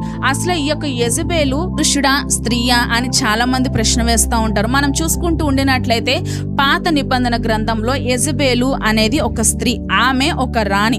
కానీ ఇక్కడ క్రొత్త నిబంధనలో ఈ యొక్క పరిశుద్ధ గ్రంథం, ప్రకటన గ్రంథంలో మనం చూసుకుంటూ ఉండినట్లయితే యెజబెలు ఆత్మకి నో జెండర్ అండి, లింగ భేదములు అనేవి ఉండదు, ఫీమేలా మేలా అనేది ఏమీ ఉండదు. కానీ స్త్రీలలో ఈ యొక్క ఆత్మను గుర్తించడం అనేది పరిశుద్ధ గ్రంథంలో తెలియజేస్తూ ఉంటది. యెజబెలు ఎప్పుడైతే రాణి అయి వచ్చిందో తను దైవ సేవకులను చంపడము, దైవ సేవకులను ఆ యొక్క దేవుని యొక్క మాటకు విరోధముగా తను ప్రవర్తించటము, దేవునికి భయపడకుండా దేవునికి లోబడకుండా ఈ యొక్క విషయాలని చేయడం అనేది మనము చూస్తూ ఉంటాం. ఈ సిమ్టమ్స్ చూస్తే ఈ యొక్క వ్యక్తి, ఈ యొక్క ఆత్మ, ఈ యొక్క కార్యము ఈ రోజున అంటే యెజబెల్ మిమ్మల్ని ఏల్తా ఉందా, మీలో ఉందా, మీ చుట్టూ ఉన్న వారిలో ఉందా అని మనం ఎప్పుడైతే తెలుసుకుంటామో then we can sense the spirit of Jezebel అండి. అయితే దేవుని యొక్క వాక్యం తెలియజేయబడతా ఉంది, ఎవరిని ఎదిరించాలో ఎవరిని పోరాడాలో అని మనకు తెలియజేస్తా ఉంది. ఈ రోజున యెజబెలు ఎప్పుడు పాత నిబంధన గ్రంథంలో చూసుకుంటుండినట్లయితే యెజబెల్ ఎప్పుడైతే రాణి అయి వచ్చిందో దేవుని యొక్క ప్రవక్తలను చంపడము, దేవుని యొక్క సేవకులకు విరోధముగా ఉండడము, అదే విధముగా దేవుని యొక్క మాటకు విరోధముగా తను ప్రవర్తించడం అనేది మనము చూస్తూ ఉంటాం. అంటే తను రావడమే ఎలా వచ్చింది అని అంటే ఒక స్నేహితురాలుగా, అదే విధముగా ఒక రాణిగా రావడం అనేది మనం చూస్తూ ఉంటాం. అదే యొక్క సమయంలో తను చాలా మందిని దోచుకున్న స్త్రీగా ఉంది. ఈ రోజున అపవాది కూడా అనేక కుటుంబాలను దోచుకుంటా ఉన్నాడు.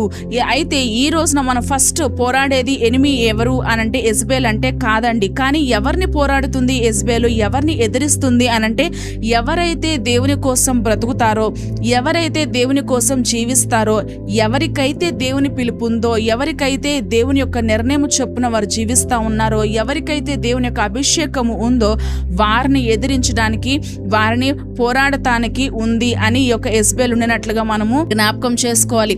అయితే అదే విధంగా యెజబెల్ ఎప్పుడు కూడా ఒక అనుభవము, ఒక గొప్ప అనుభవము తర్వాత మనకి కనబడతా ఉంది, ఒక గొప్ప విజయము తర్వాత మనకి కనబడుతుందండి ఈ యొక్క యెజబెల్. అయితే యాజ్ ఎ బిలీవర్ రక్షించబడిన ప్రతి ఒక్క విశ్వాసి కూడా జ్ఞాపకం ఉంచుకోవాలి, నేను ఈ యొక్క స్పిరిచువల్ వార్ఫేర్ లో యుద్ధంలో ఉన్నాను, యుద్ధం అంతా ముగించేశాను, నాకు గొప్ప విజయం వచ్చేసింది అని అనుకోకుండా యుద్ధం అయిన తరువాతే మనము ఆహాబునైనా యెజబెల్నైనా ఎన్కౌంటర్ చేసేది. ఈవెన్ ఏలియా కూడా ఆహాబుని ఎన్కౌంటర్ చేసే ఒక పరిస్థితిలో ఆ యొక్క టైంలో ఎటువంటి భయానకానికి గురి అవ్వకుండా ధైర్యంగా ఎన్కౌంటర్ చేశాడు. కానీ ఎప్పుడైతే యెజబెల్ నుంచి ఒక లెటర్, ఒక న్యూస్ రావడముతోటే కూర్చున్న వ్యక్తి నిలబడి ప్రాణము కోసము, ప్రాణాన్ని దక్కించుకోవడము కోసము పరిగెడతా ఉన్నాడండి. అంటే గొప్ప దైవ సేవకుడు, రోషము కలిగినటువంటి సేవకుడు పరలోకము నుంచి అగ్నిని తన యొక్క ప్రార్థన ద్వారా, తన యొక్క ఆధ్యాత్మిక జీవితము ద్వారా దేవునికి అనుకూలంగా ఉండినటువంటి వ్యక్తి పరలోకము నుండి ఈ యొక్క భూలోకానికి అగ్ని దించిన వ్యక్తి. అంటే ఒక రకంగా చూసుకోవాలంటే దేవుని యొక్క స్వరాన్ని విన్న వ్యక్తి, దేవునితో మాట్లాడిన వ్యక్తి, దేవుని గూర్చి సంభాషణ చేసినటువంటి వ్యక్తి, దేవుని గూర్చి రోషము కలిగి దేవునితో సంబంధం కలిగి ఉన్నటువంటి వ్యక్తి, గొప్ప సేవకుడు, మంచి రోషము కలిగినటువంటి సేవకుడు ఏలియా అయినప్పటికీ తన యొక్క ప్రాణములను దక్కించుకోవడం కోసం యెజబెల్ నుంచి ఎప్పుడైతే యొక్క వార్తను, ఆ యొక్క లెటర్ను, ఆ యొక్క పత్రికను తీసుకున్నాడో, రిసీవ్ చేసుకున్నాడో పరిగెడతా ఉన్నాడండి. ఎందుకంటే he knows so well about Jezebel. Jezebel గురించి ఏలియాకి బాగా తెలుసు. అదేంటి అనంటే యెజబెల్ జోకు చేయదు, ఎటువంటి జోక్స్ చేయదు, చంపుతాను అనంటే ఖచ్చితంగా చంపుతుంది. ఈ రోజున ఒక ప్రశ్న, అదేంటి అనంటే మనందరికీ కూడా ఇప్పటి వరకు దేవుని సేవలో ఉండేటువంటి వారే, దేవుని సేవలో వాడబడుతూ ఉండేటువంటి వారే, మేమంటూ దేవుణ్ణి బాగా అర్థం చేసుకున్నామండి, ఎటువంటి పరిస్థితి తల ఎత్తినప్పటికీ ఆయన కోసమే బ్రతుకుతాము, ఆయనలోనే ఉంటాము అన్నవారే ఒకానొక పరిస్థితికి వచ్చేసరికి, ఒకానొక ప్రతికూల వాతావరణం తల ఎత్తేటప్పటికి పరిగెడతా ఉన్నారు. They don't know how the destination will be for them. అలాంటి వారికి వారి యొక్క గమ్యస్థానం అనేది ఎట్లా ఉండబోతుంది అనేది కూడా వారికి తెలియదు, పట్టించుకోరు.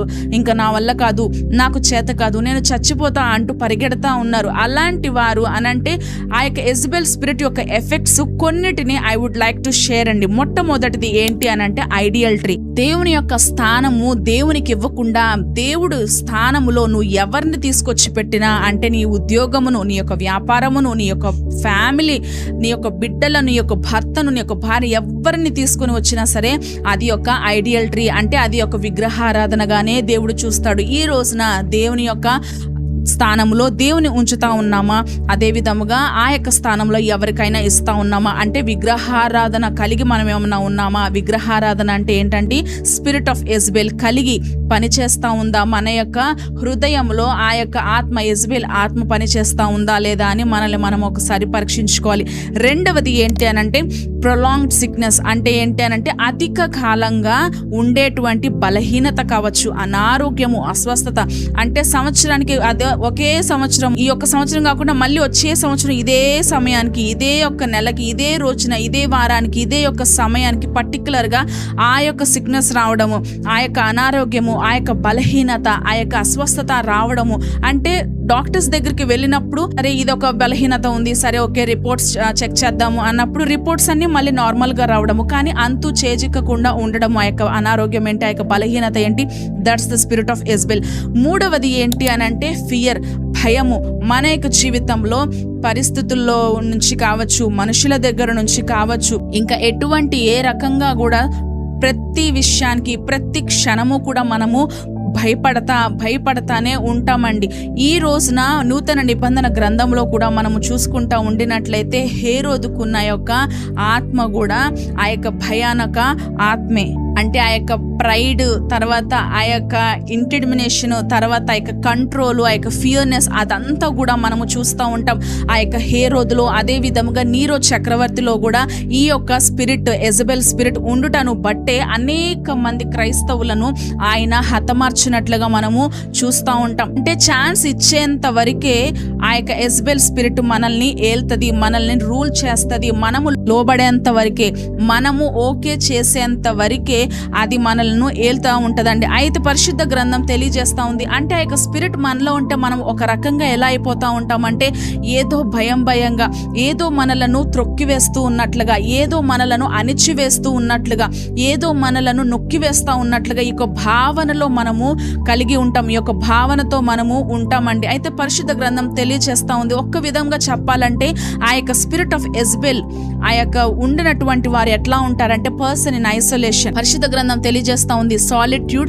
అదే విధముగా ఐసోలేషన్. సాలిట్యూడ్ అంటే ఏంటంటే ఏకాంతముగా ఉండడము. అంటే యేసుక్రీస్తు ప్రభువు వారు గొప్ప మాదిరికరంగా ఉన్నారు, ఆయన ఏకాంతముగా ఉన్నారు. ఏకాంతముగా ఉండి ఆత్మకార్యము, పరిశుద్ధమైనటువంటి జీవితాన్ని ఎలా జీవించాలో, మాదిరికరమైనటువంటి జీవితాన్ని ఎలా జీవించాలో మనకి ఎగ్జాంపులరీ లైఫ్ని సెట్ చేసి ఆయన వెళ్ళారు. ఏకాంతముగా ఆయన ఏం చేశారంటే ప్రార్థన చేశారు. ఐసోలేషన్ ఇది ఏంటంటే స్పిరిట్ ఆఫ్ యెజబెల్, అంటే లోకానికి దూరంగా, అదే విధముగా కుటుంబానికి దూరముగా, అదే విధంగా దేవునికి దూరంగా మనము జీవిస్తూ ఉంటామండి. అయితే లోన్లీనెస్ ఫీలింగ్, ఒంటరితనంగా ఉండడము, ఆ యొక్క భావన అనేది మనలో కలుగుతూ ఉంటుంది. ఫోర్త్ వన్ ఏంటి అని అంటే ఎక్స్హాషన్. ఇంక ఏది జరిగినా సరే ఇంక నా వల్ల కాదు, నాకు చేత కాదు, నాకు కుదరదు అనే ఒక స్టేజ్కి వెళ్తూ ఉంటారు. ఐదవది ఏంటి అని అంటే డిప్రెషన్. చేయాల్సిందంతా చేసి లాస్ట్కి ఒక మాట మాట్లాడుతూ ఉంటారు, అది ఏంటి అని అంటే నేను చచ్చిపోతాను అని మాట్లాడుతూ ఉంటారు. అయితే పరిశుద్ధ గ్రంథం తెలియచేస్తూ ఉంది అదేంటి అని అంటే అపవాదిని గూర్చి వాడు దొంగ, వాడు హంతకుడు, వాడు నాశనానికి పుత్రుడు అని పరిశుద్ధ గ్రంథము తెలియచేస్తూ ఉంది.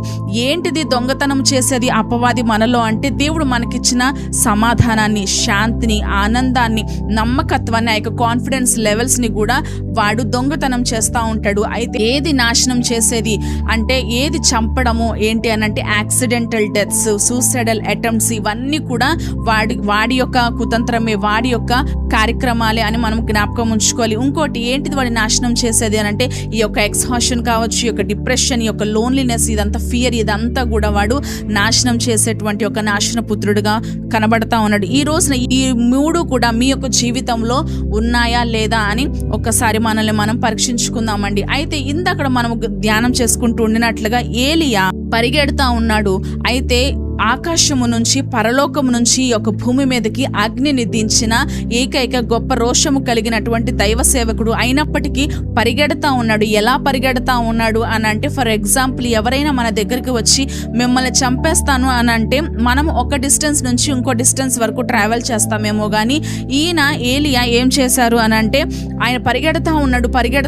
ఆయన పక్కన తోడి దాసుడు కూడా పరిగెడతా ఉన్నాడండి. పరిగెడతా ఉంటే you stay here only, I cannot trust you అని ఏలియా యొక్క తోటి దాసుడితో చెప్తూ ఉన్నట్లుగా మనం గమనించవచ్చు. I cannot trust you, that's the spirit of Jezebel అండి. నేను నిన్ను నమ్మను అంటే సొంత మనుషులనే, కుటుంబస్తులనే నేను నిన్ను నమ్మను అని అంటా ఉన్నారు అని అంటే that's the spirit of Jezebel. అయితే how much of distance he ran out for chasing అని అంటే from the top of Israel to the bottom of Saudi Arabia, పై ప్రాంతం నుంచి ఆ యొక్క ఇజ్రాయెల్ నుంచి క్రిందటి భాగమైనటువంటి సౌదీ అరేబియా వరకు కూడా ఆయన పరిగెత్తుకుంటూ వెళ్ళినట్లుగా మనము గమనించవచ్చు. అయితే వెళ్ళిన తర్వాత అక్కడ ఒక గుహ ఉండడము, ఆ యొక్క గుహలోకి వెళ్ళి దుప్పట ముసుగు వేసుకొని పండుకొని దేవునికి ప్రార్థన చేస్తా ఉన్నాడు. దేవునికి సన్నిధానంలోకి వెళ్ళి ప్రార్థన చేస్తా ఉన్నాడు. అదేంటి అనంటే, నీ పక్షమున ఇంకెవరూ లేరు, నేను ఒక్కడనే ఉన్నాను, రోషము కలిగి నేను ఒక్కడనే ఉన్నాను, నన్ను చంపే ప్రభువా, కిల్ మీ లార్డ్ అని ప్రార్థన చేసిన వ్యక్తిగా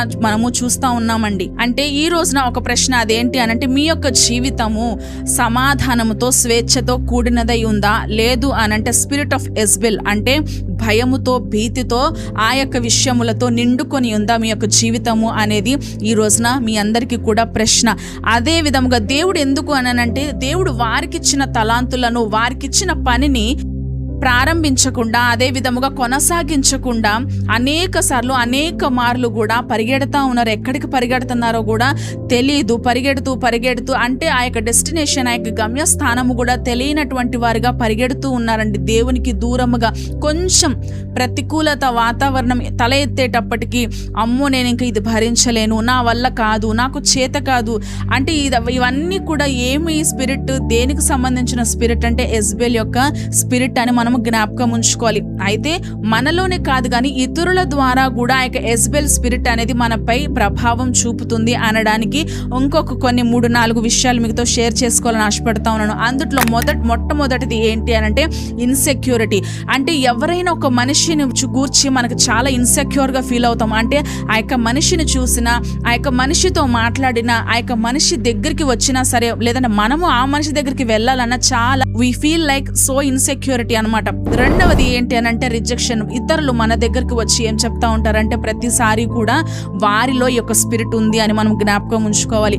అదేంటంటే, నువ్వు ఎందుకు పనికిరావు, నువ్వు ఇంతే, నువ్వు ఇక్కడే ఉంటావు, నువ్వు యొక్క క్రింద స్థాయిలోనే ఉంటావు, నువ్వు ఎన్నటికీ కూడా పైకి రాలేవు అని చెప్తా ఉంటారు. ఒకటి జ్ఞాపకం ఉంచుకోవాలి, యాజ్ ఎ బిలీవర్గా, రక్షించబడిన విశ్వాసిగా.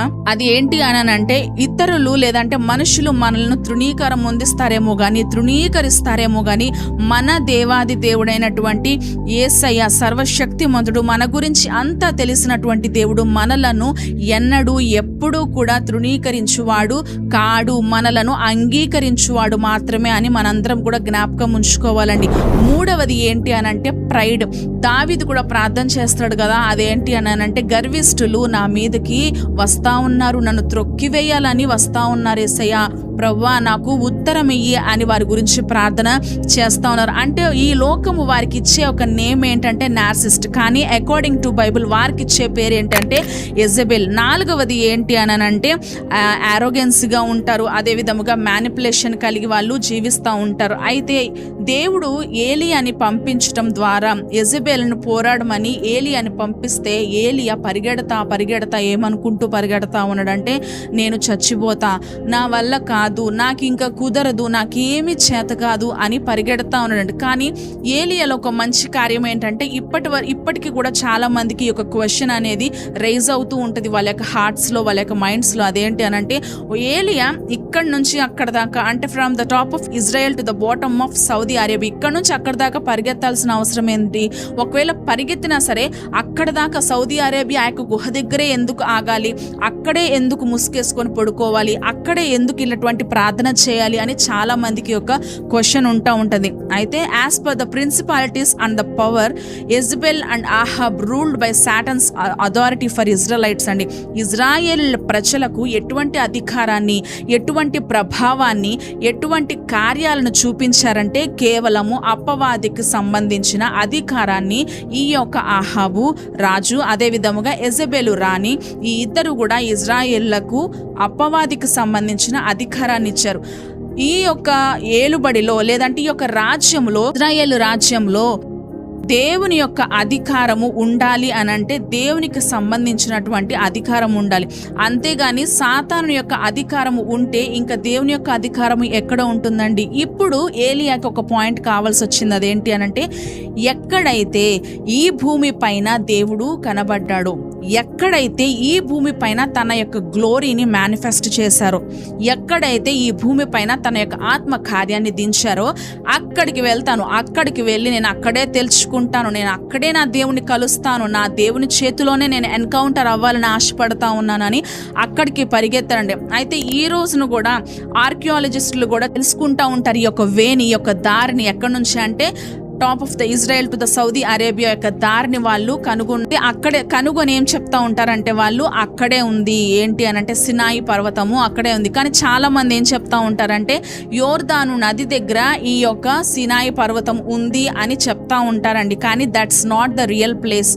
యాజ్ ఎ బిలీవర్గా we have to know about that. మనందరం కూడా అది జ్ఞాపకం ఉంచుకోవాలి, అది తెలుసుకోవాలి. అదేంటి యోర్దాను నది దగ్గర కాదు, కానీ ఆ యొక్క సౌదీ అరేబియా దగ్గర ఆ యొక్క కొండ ప్రాంతంలోనే ఆ యొక్క సినాయి పర్వతం ఉంది అని మనము జ్ఞాపకం ఉంచుకోవాలి. అంటే the real place is well protected, చెక్కు చెదరనటువంటి ఒక ప్రాంతముగా, ఒక స్థలముగా ఉండినట్లుగా మనము చూస్తూ ఉంటాం.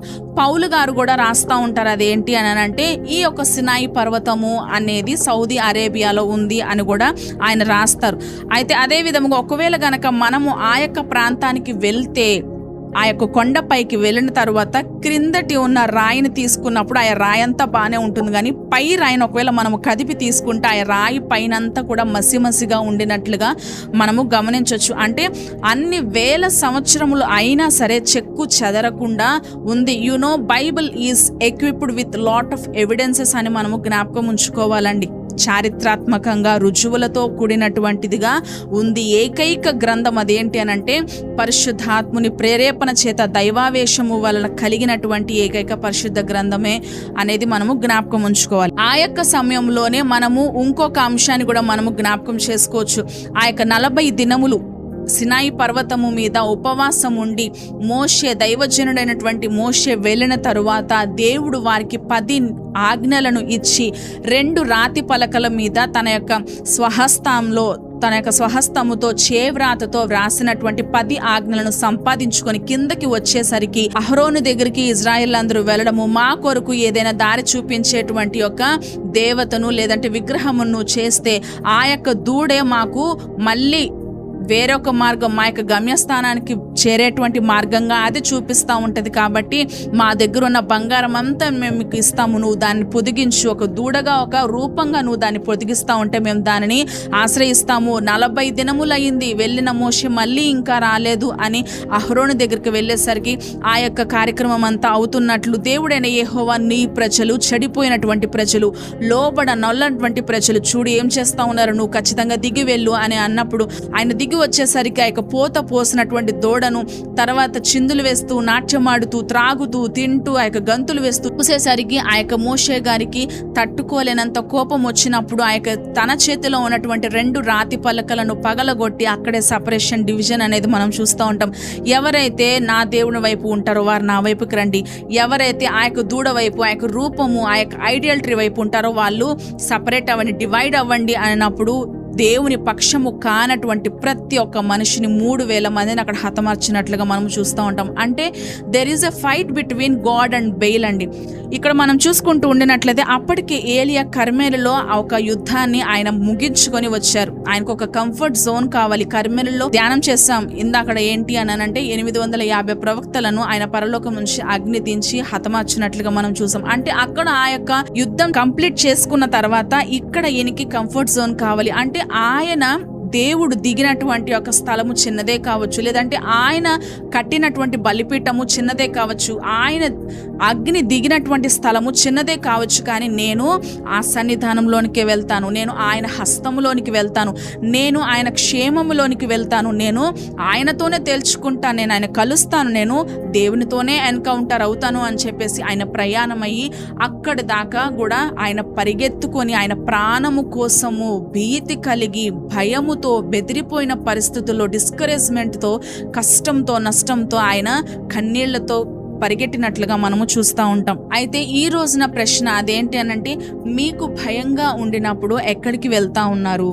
మీకు అర్థం కాని పరిస్థితులు మీ యొక్క జీవితంలో తల ఎత్తినప్పుడు మీరు ఎక్కడికి వెళ్తా ఉన్నారు? మీకు ఏమైనా పోరాటాలు వస్తే మీరు ఎక్కడికి వెళ్తా ఉన్నారు? ఈ రోజున మీకు మీరుగా ప్రశ్న వేసుకోండి. అయితే ఈ రోజున చాలా మందికి ఏమనిపిస్తూ ఉంటుందంటే, ఏలియా ఒక చేతకాని వ్యక్తిలాగా, ఒక చేతకానోడు లాగా ఇక్కడి నుంచి అక్కడికి వెళ్ళాడండి అని అనుకుంటా ఉంటారు. No, he ran right to the place so that he was confident అండి. చాలా విశ్వాసముతో ఆ యొక్క సరైనటువంటి ప్రాంతానికి ఆయన పరిగెట్టుకొని వెళ్ళినట్లుగా మనం చూస్తూ ఉంటాం. మీరు గమనిస్తే దేవుని యొక్క ప్రత్యక్ష గుడారము కూడా అక్కడనే కట్టబడి ఉంది. అదే విధంగా 12 గోత్రముల యొక్క సెపరేషన్, ఆ యొక్క డివిజన్ కూడా అక్కడే జరిగింది. అదే విధముగా ఆ యొక్క ప్రాంతంలోనే దేవుని యొక్క మందసము కూడా ఉండినట్లుగా మనం చూస్తూ ఉంటాం. అంటే ఆ యొక్క ప్రాంతం అంతా కూడా ఆ యొక్క కొండ దగ్గర ఉండినట్లుగానే మనము చూస్తూ ఉంటాం. ప్రాంతం అంతా అలానే ఉండినట్లుగా అక్కడే హోరేబు, దేవుని పర్వతమైనటువంటి ఆ యొక్క హోరేబు కొండ కూడా ఉండినట్లుగా మనం చూస్తూ ఉంటాం. According to exodus chapter 3.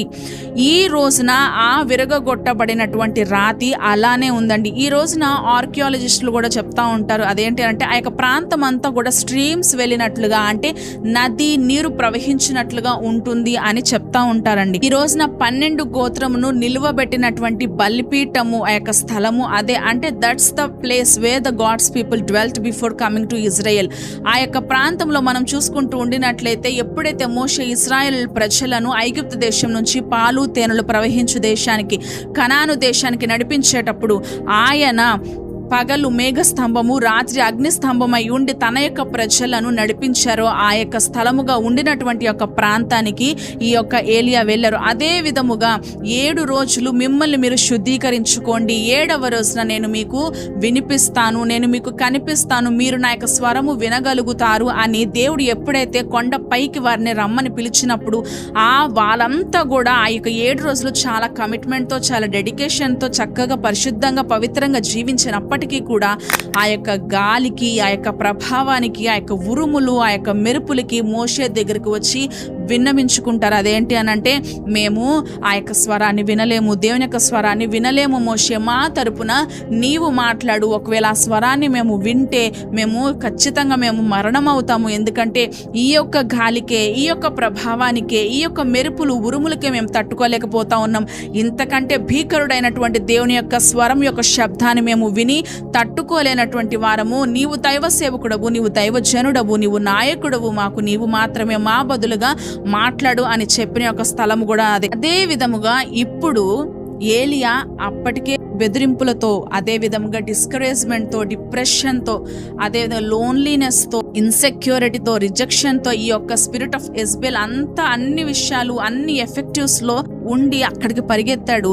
ఇప్పుడు అదే విధముగా ఇజ్రాయేలీలతో ఎలా అయితే గాలి, ఉరుములు, మెరుపులతో ఎలా అయితే మాట్లాడాడో దేవుడు, ఏలియాతో కూడా అదే విధముగా సేమ్ స్థలమే కాబట్టి అలానే మాట్లాడారా అండి అనంటే అలా ఏమీ మాట్లాడలేదండి. ఎందుకు అనంటే ఏలియా అప్పటికే బెదిరిపోయిన పరిస్థితుల్లో ఉన్నాడు, అప్పటికే నిరుత్సాహపడిపోయిన పరిస్థితుల్లో ఉన్నాడు. ఆ విషయాన్ని చూసుకొని ఆ రకంగా మాట్లాడవలసిన అవసరం లేదని నెమ్మదిగా ఆయన యొక్క చల్లని యొక్క స్వరముతో దేవుడు ఏలియాతో మాట్లాడుతూ ఉన్నారు. అదేంటి అనంటే, ఏలియా నువ్వు ఇక్కడ ఏం చేస్తా ఉన్నావు, నిన్ను ఎక్కడ ఉంచాను, నువ్వు ఎక్కడికి వచ్చావు అనంటే, ఈ రోజున సేమ్ అదే ప్రశ్న దేవుడు మనలందరినీ కూడా అడుగుతూ ఉంటే మనం ఏమని ఆన్సర్ చెప్తా ఉంటామంటే, నువ్వు అక్కడ ఉంటావు అనుకున్నాను ప్రభా, కానీ నువ్వు అక్కడ లేవు కదా, పోనీ ఎక్కడైనా ఉంటావేమో అని చెప్పి నేను ఇక్కడికి వచ్చాను అని చెప్తా ఉంటాం. దేవుడు అంటా ఉన్నారు, నువ్వు లెగు, నిన్ను పిరికివాడిలాగా ఇక్కడికి రమ్మని చెప్పలేదు, నేను ఇక్కడ కలుస్తాను అని చెప్పలేదు అని యేసే చెప్తా ఉన్నారండి ఏలియాతో. అంటే దేవుడు సర్వాంతర్యామి. మనము ఎప్పుడైతే విరిగి నలిగినటువంటి యొక్క హృదయముతో మోకాళ్ళుని దేవునికి దీనత్వము కలిగి ఎప్పుడైతే మనము ప్రార్థిస్తామో, ఏ రాష్ట్రం లేదు, ఏ స్థలము లేదు, ఏ యొక్క పట్టణము లేదు, ఏ యొక్క గది ఏది లేదు, కానీ ఆయన సన్నిధి, ఆయన యొక్క స్వరము, ఆయన ముఖదర్శనము చేసుకునేటువంటి, చేరుకోలేనటువంటి యొక్క ప్రాంతము ఏది కూడా లేదు అని మనందరం కూడా జ్ఞాపకం ఉంచుకోవాలి. ఆ యొక్క డిప్రెషన్లో చచ్చిపోతాను అని అంటారు, కానీ ఆ యొక్క పనిని, ఆ యొక్క కార్యాన్ని వాళ్ళు చేయరండి. అందుకనే దేవుడు కూడా ఏలియాతో ఉరుములు, మెరుపులు, అదే విధముగా గాలి, ఆయా వస్తువు ఉన్నటువంటి వాతావరణంలో నుంచి దేవుడు తన యొక్క స్వరాన్ని ఏలియాకు వినిపింప చేయలేదు. కానీ అప్పటికే బెదిరిపోయిన పరిస్థితుల్లో, నిరుత్సాహపడినటువంటి పరిస్థితుల్లో, భయంతో ఉండినటువంటి ఏలియాని నెమ్మదిగా దగ్గర తీసుకుంటూ ఆదరించేటువంటి ఒక స్వరముతో, రా నాన్న పర్వాలేదులే, నువ్వు వెళ్ళి ఆ యొక్క ముగ్గురిని అభిషేకించు. ఏలియాతో చెప్తా ఉన్నారు అదేంటి అంటే, ఎలీషాని, అదే విధంగా జీతు, అజాయేల్ని నువ్వు అభిషేకించు, అప్పుడు నేను నిన్ను తీసుకొని వెళ్తాను, నువ్వు ఎత్తబడతావు అని ఎప్పుడైతే ఏలియాకి చెప్పారో దేవుడు, అప్పుడు ఏలియా వెళ్తా ఉన్నాడు. ఒకరి తర్వాత ఒకరిని అభిషేకిస్తా ఉన్నాడు. ఆ యొక్క వస్త్రము వేసి ఫస్ట్ ఎలీషాని, జీతుని, అజాయేల్ని, జీతు, అజాయేల్ని వీళ్ళిద్దరికి కూడా ఎటువంటి అభిషేకాన్ని ఏలియా ఇచ్చారు అని అంటే, రాజు యొక్క అభిషేకము, అంటే రాచరికం యొక్క అభిషేకాన్ని ఇచ్చారు. అయితే ఆ ఏలియాని ఇచ్చిన తర్వాత మనం చూసుకుంటూ ఉండినట్లయితే ప్రవక్తల్లో కావచ్చు, ప్రవక్తల యొక్క స్కూల్స్లో, డిసైపుల్స్లో కావచ్చు, అంతము వరకు కూడా ఎవరు వెంబడించారు ఏలియాని అని అంటే ఎలీషానే అండి. అయితే నువ్వు ఇక్కడే ఉండు, నా వెనక రావద్దు అని ఏలియా చెప్తా ఉన్నా సరే కూడా ఎలీషా వెంబడించిన వాడిగా మనం చూస్తూ ఉంటాం. అయితే నీకేం కావాలి, నన్ను ఎందుకు వెంబడిస్తూ ఉన్నావు అనంటే, నీపై ఉన్న అభిషేకములో 2 పాలు నా మీదకి వచ్చినట్లుగా నాకు దయచేయము అనంటే, అది ఆ విషయము, ఆ యొక్క ఆత్మకార్యము నా స్వాధీనంలో లేదంటే నా యొక్క కంట్రోల్లో లేదు, కానీ అది ఎవరి చేతుల్లో ఉంది అనంటే నా దేవాది దేవుని యొక్క చేతిలో ఉంది. నేను ఎత్తబడతాము అనేది ఎవరికి కనబడదు. ఒకవేళ నీకు కనబడితే గనక దేవుడే నీకు అది ఇస్తాడు, అది నీకు అనుగ్రహిస్తాడు అని చెప్పడం అనేది మనం చూస్తూ ఉంటామండి. అయితే ఏలియా అసైన్మెంట్ కంప్లీట్ అయ్యిందా అని అంటే, ఏలియా అసైన్మెంట్ అనేది కంప్లీట్ కాలేదు. ఆ అసైన్మెంట్ కంప్లీట్ అవ్వడానికి దేవుడు ఎక్స్టెన్షన్ గా ఎలీషాని, అదే విధంగా జీతుని, అజాయేల్ని అభిషేకించమని ఏలియాకి చెప్పినట్లుగా మనం పరిశుద్ధ గ్రంథంలో చదువుతూ ఉంటే మనకు అర్థమవుతూ ఉంటుంది. అయితే ఏలియా అసైన్మెంట్ కంప్లీట్ అవ్వలేదు, కానీ ఎలీషాకి క్రొత్త అభిషేకం ఏమైనా ఇచ్చారా అని అంటే క్రొత్త అభిషేకం ఏమీ ఇవ్వలేదండి. ఆ యొక్క ఉన్న ఓల్డ్ అసైన్మెంట్ కి ఆ యొక్క అనాయింటింగ్ ని, ఆ యొక్క అభిషేకాన్ని డబల్ పవర్ చేసి ఎలీషా మీదకి వచ్చినట్లుగా దేవుడు అనుగ్రహించారండి. ఏలియా ఒక్కడు చేయాల్సిన పనికి అదే విధముగా దేవుడు యొక్క ముగ్గురిని ఏర్పాటు చేసుకున్నట్లుగా, అభిషేకించినట్లుగా మనము చూడవచ్చు పరిశుద్ధ గ్రంథంలో. అయితే శత్రువుని ఎదిరించటానికి మనము according to word of God first submit your self, then you got victory over Satan అని మన పరిశుద్ధ గ్రంథంలో చదువుతూ ఉంటే మనకు అర్థమవుతూ ఉంటుంది. అదేంటి అని అంటే, ఫస్ట్ మిమ్మల్ని మీరు సజీవ యాగముగా, యాజ్ ఎ లివింగ్ సాక్రిఫైస్, సజీవ యాగముగా నాకు మీరు సమర్పించుకోండి. మీ యొక్క జీవితములను నా చేతులకు సమర్పించుకుంటే సాతానుని, అపవాదిని, మీరు ఈ యొక్క యెజబెల్ స్పిరిట్ ను కూడా ఎలా ఎదిరించాలో, జయం అనేది మీరు పొందుకోవాలో నేను మీకు నేర్పిస్తాను అని యేసయ్య ఈ రోజున మనందరికీ కూడా చెప్తా ఉన్నారు.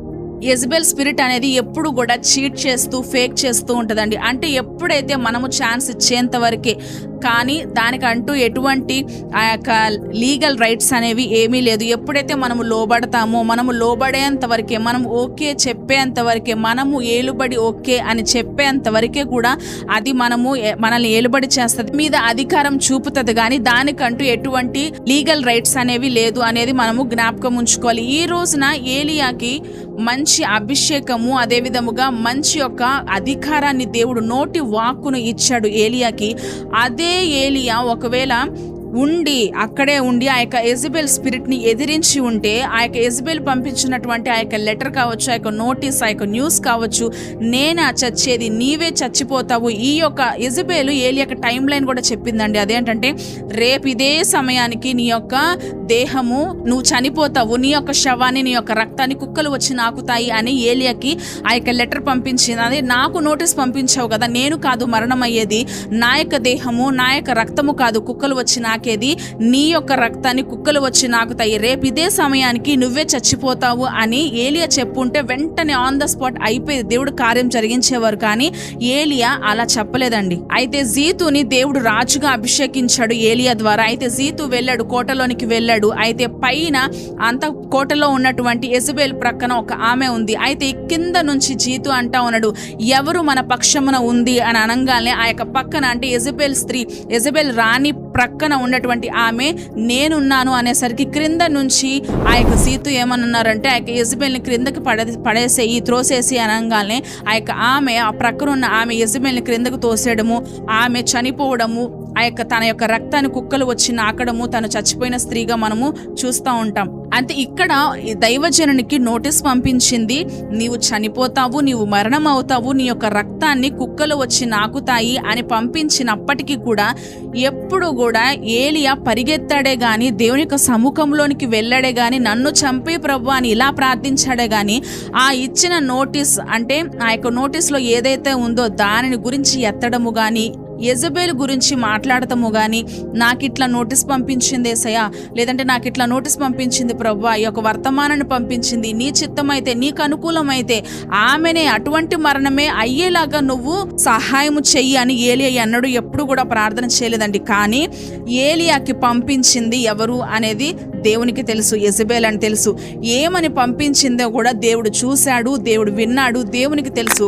అయితే అటువంటి యొక్క మరణాన్నే ఎవరికి అప్పగించారంటే మళ్ళీ తిరిగి యెజబెలు ఆ యొక్క అంటే తన మరణాన్ని తనే లెటర్లో రాసుకొని ఏలియాకి పంపించింది. ఆ యొక్క మరణమే దేవాది దేవుడు యెజబెలుకు పట్టేలాగా చేశారు. అయితే పోనీ ఏలియా మరణం అయ్యాడా అని అంటే మరణం అవ్వలేదండి. అగ్ని రథముల చేత ఆకాశానికి కొనిపోబడినట్లుగా మనం పరిశుద్ధ గ్రంథంలో చూస్తూ ఉంటాం. ఈవెన్ రెవల్యూషన్ లో కూడా ఇద్దరు సాక్షులు మనం చూస్తూ ఉంటాం. ఒకళ్ళు ఏమంటా ఉంటారంటే బైబిల్ నిపుణులు మోషే అంటారు, ఇంకొకళ్ళు ఏమంటారంటే ఏలియా అంటారు. ఏలియా మరణాన్ని చూడలేదు, అగ్ని రథముల చేత కొనిపోబడ్డారు. కానీ మోషే మరణాన్ని చూశాడా అంటే చూశారు. మోషే సమాధి దగ్గరే ఇక్కడ మికాయేలు యుద్ధం అనేది మనం చూస్తూ ఉంటాం. అదే విధముగా పాత నిబంధన గ్రంథములోనే మరణం చూడనటువంటి వ్యక్తి ఇంకొకరు ఉన్నారు. అది ఎవరో కాదు, 5వ అధ్యాయం ఆదికాండం 5వ అధ్యాయంలో మనం చూస్తూ ఉంటాం. హనోకు దేవుని చేత నడిచినవాడు, దేవునితో నడిచినవాడు కాబట్టి ఆయన మరణము చూడలేదు, కొనిపోబడ్డాడు అని యూదుల చరిత్ర గ్రంథంలో మనం ఇంకా ఎలాబరేషన్ అని మనం చూడొచ్చు.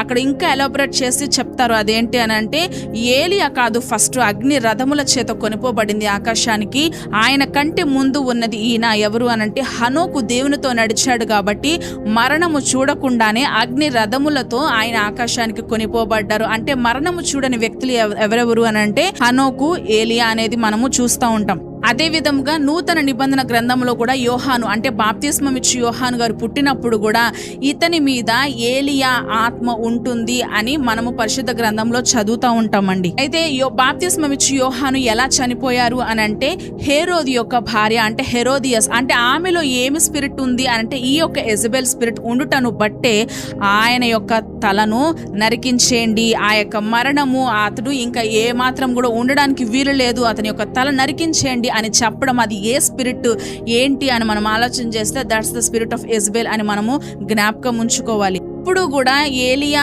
ఆత్మ అదే విధముగా యెజబెల్ ఆత్మ ఉండినట్లుగా మనం చూస్తూ ఉంటాం. ఇప్పుడు ఇక్కడ రెవల్యూషన్ లో అంటే ప్రకటన గ్రంథంలో యేసుక్రీస్తు ప్రభువారు తుయితర సంఘానికి చెప్తా ఉన్నారు. అదేంటి అని అంటే ఎలాగైతే పాత నిబంధన గ్రంథంలో ఇశ్రాయేలీలను ఈ యొక్క యెజబెల్ ఎలా అయితే విగ్రహారాధనలోకి వ్యభిచారము, జారత్వము, విగ్రహాలకు బలి ఇచ్చిన వాటిని తినడము ఈ విషయాలన్నీ కార్యాలన్నీ కూడా ఎలా అయితే వారికి నేర్పించిందో, వారు చేసేటట్లు ఎట్లా చేసి వారికి హృదయములను నా నుంచి ఎలా త్రిప్పివేసిందో అదే విధముగా మీరు కూడా ఆ యొక్క యెజబెల్ మీరు ప్రోత్సాహపరుస్తూ ఉన్నారు, జాగ్రత్త అని God is giving very clear announcement అండి. అదేంటో ఒకసారి చూద్దాం. పరిశుద్ధ గ్రంథంలో నుంచి ప్రకటన గ్రంథము 2వ అధ్యాయము 21 నుంచి 24 వచ్చిన వరకు ఒకసారి చదువుకుందాం. మారు మనసు పొందుటకు నేను దానికి సమయం ఇచ్చితిని గాని అది తన జారత్వము విడిచిపెట్టి మారు మనసు పొందనొల్లదు. ఇదిగో నేను దానిని మంచము పట్టించి దానితో కూడా వ్యభిచరించువారు దాని క్రియల విషయమై మారు మనసు పొందితేనే గాని వారిని బహుశ్రమల పాలు చేతును, దాని పిల్లలను నిశ్చయముగా చంపెదను. అందువలన అంతరింద్రియములను హృదయములను పరీక్షించువాడను నేనే అని సంఘములన్నీ తెలుసుకొనను. మరియు మీలో ప్రతి వానికి వాని వాని క్రియల చొప్పున ప్రతిఫలము ఇచ్చెదను. అయితే తుయితెరలో కడమావారైన మీతో అనగా ఈ బోధను అంగీకరింపక సాతాను యొక్క గూఢమైన సంగతులను ఎరుగమని చెప్పుకొను వారితో నేను చెప్పుచున్నదేమనగా మీపైని మరి ఏ భారమును పెట్టను. మీరు మారు మనసు పొందితే సరే, మీరు ఒకవేళ గనక మారు మనసు పొందకపోతే యెజబెల్ని ఎలా అయితే మంచంకి ఎక్కించానో, యెజబెల్ని ఎలా అయితే దిక్కుమాలిన చావు చచ్చేలాగా నేను ఎటువంటి ఆ యొక్క పరిస్థితిని తీసుకొని వచ్చానో మిమ్మల్ని అలాగే చేస్తాను, కాబట్టి జాగ్రత్తగా ఉండండి అని ఈ యొక్క సంఘానికి దేవుడు హెచ్చరిస్తా ఉన్నారండి. ఆహాబు, యెజబెలు ఇద్దరూ కూడా మంచి చావునైతే వీరు తీసుకోలేదు, కానీ దిక్కుమాలినటువంటి చావును వీరు మరణమయ్యారు, వీరు స్వీకరించారు. కాబట్టి అటువంటి మరణము మీరు పొందకుండానట్లు మీరు మారు మనసు పొంది నా వైపు తిరిగితే నేను మీకు ఖచ్చితంగా ఈ యొక్క విషయాలన్నిటిని కూడా ఎప్పుడైతే నా వైపు తిరుగుతారో నేను మంచి ఆదరణను, గొప్ప ఆదరణను మీకు కలుగ చేస్తాను అని యేసే వారితో చెప్తా ఉన్నారండి. మరొక దేవుడు ఇంకొకటి కూడా చెప్తా ఉన్నారు, ఇంకొక నోటీస్ కూడా ఈ యొక్క సంఘానికి ఇస్తా ఉన్నారు. అదేంటి అంటే చదువుదాం. ప్రకటన గ్రంథము 2వ అధ్యాయము 24 నుంచి 29 వచ్చిన వరకు ఒకసారి చదువుకుందాం. అయితే తుయితరలో కడమవారైన మీతో అనగా ఈ బోధను అంగీకరింపక సాతాను యొక్క గూఢమైన సంగతులను ఎరుగమని చెప్పుకొని వారందరితో నేను చెప్పుచున్నదేమనగా మీ పైని మరి ఏ భారమును పెట్టను. నేను వచ్చు వరకు మీకు కలిగి ఉన్న దాన్ని గట్టిగా పట్టుకొనుడి. నేను నా తండ్రి వలన అధికారము పొందినట్టు జయించుచు అంతము వరకు నా క్రియలు జాగ్రత్తగా చేయువానికి జనుల మీద అధికారం ఇచ్చేదను. అతడు ఇనుపదండముతో వారిని ఏలును. వారు కుమ్మరవాని పాత్రల వలె పగలగొట్టబడుదురు. మరియు అతనికి వేకువ చుక్కను ఇచ్చేదను. సంఘములతో ఆత్మ చెప్పుచున్న మాట చెవిగలవాడు వినుగాక. యెజబెల్ని ఎలాగైతే చంపుతానో అదే విధముగా యెజబెల్ యొక్క పిల్లలను కూడా నేను నిశ్చయముగా చంపెదను అని యేసయ్య ఆ సంఘానికి చెప్తా ఉన్నారండి. బీ కేర్ఫుల్, జాగ్రత్తగా ఉండండి. నీతి న్యాయము అనుసరించుచు దేవుని బిడ్డలుగా దేవుని యొక్క ఆత్మ మూలముగా నడిపింపబడి యెజబెలుకి లొంగని వారైతే సరే, లేదు అని అంటే యెజబెలుని ఎలా అయితే హతమార్చానో దాని యొక్క పిల్లలైనటువంటి మిమ్మల్ని కూడా నేను నిశ్చయముగా చంపేదను అని God is giving very clear instruction for this church అండి. ఈ యొక్క సంఘానికి చాలా అంటే చాలా క్లియర్గా దేవుడు తెలియచేస్తూ ఉన్నారు. ఎందుకు అని అంటే మనము స్టార్టింగ్ ఇంట్రడక్షన్ మనం జ్ఞాపకం ఉంచుకోవాలి. ఎందుకనంటే యేసే చెప్తా ఉన్నారు, అగ్ని జ్వాలల వంటి నేత్రములు కలవాడను నేను. ఎందుకు అంటే అపరంచిని పోలిన పాదములు గలవాడను నేను. ఎందుకంటే నేను దేవుని యొక్క కుమారుడను, యావే కుమారుడను, అద్వితీయ కుమారుడను గనుక మీరు జాగ్రత్త వహించి మీ యొక్క క్రియలు అంతము వరకు నాకు అనుకూలంగా మీరు జరిగించితే సరే, లేని ఎడల యెజబెలుకి ఏ గతైతే పట్టిందో దాన్ని అనుసరిస్తూ ఉన్నటువంటి దాని పిల్లలైనటువంటి మీ యొక్క పరిస్థితి కూడా అదే విధముగా ప్రతికూలంగా మారబోతా ఉంది గనక బీ కేర్ఫుల్ అని యేసయ్య చెప్తా ఉన్నారండి. యెజబెల్ అనే యొక్క స్త్రీకి గొప్ప శ్రమలను నేను తెప్పిస్తాను, గొప్ప శ్రమల పాలు చేతును అని యేసయ్య చెప్తా ఉన్నారు.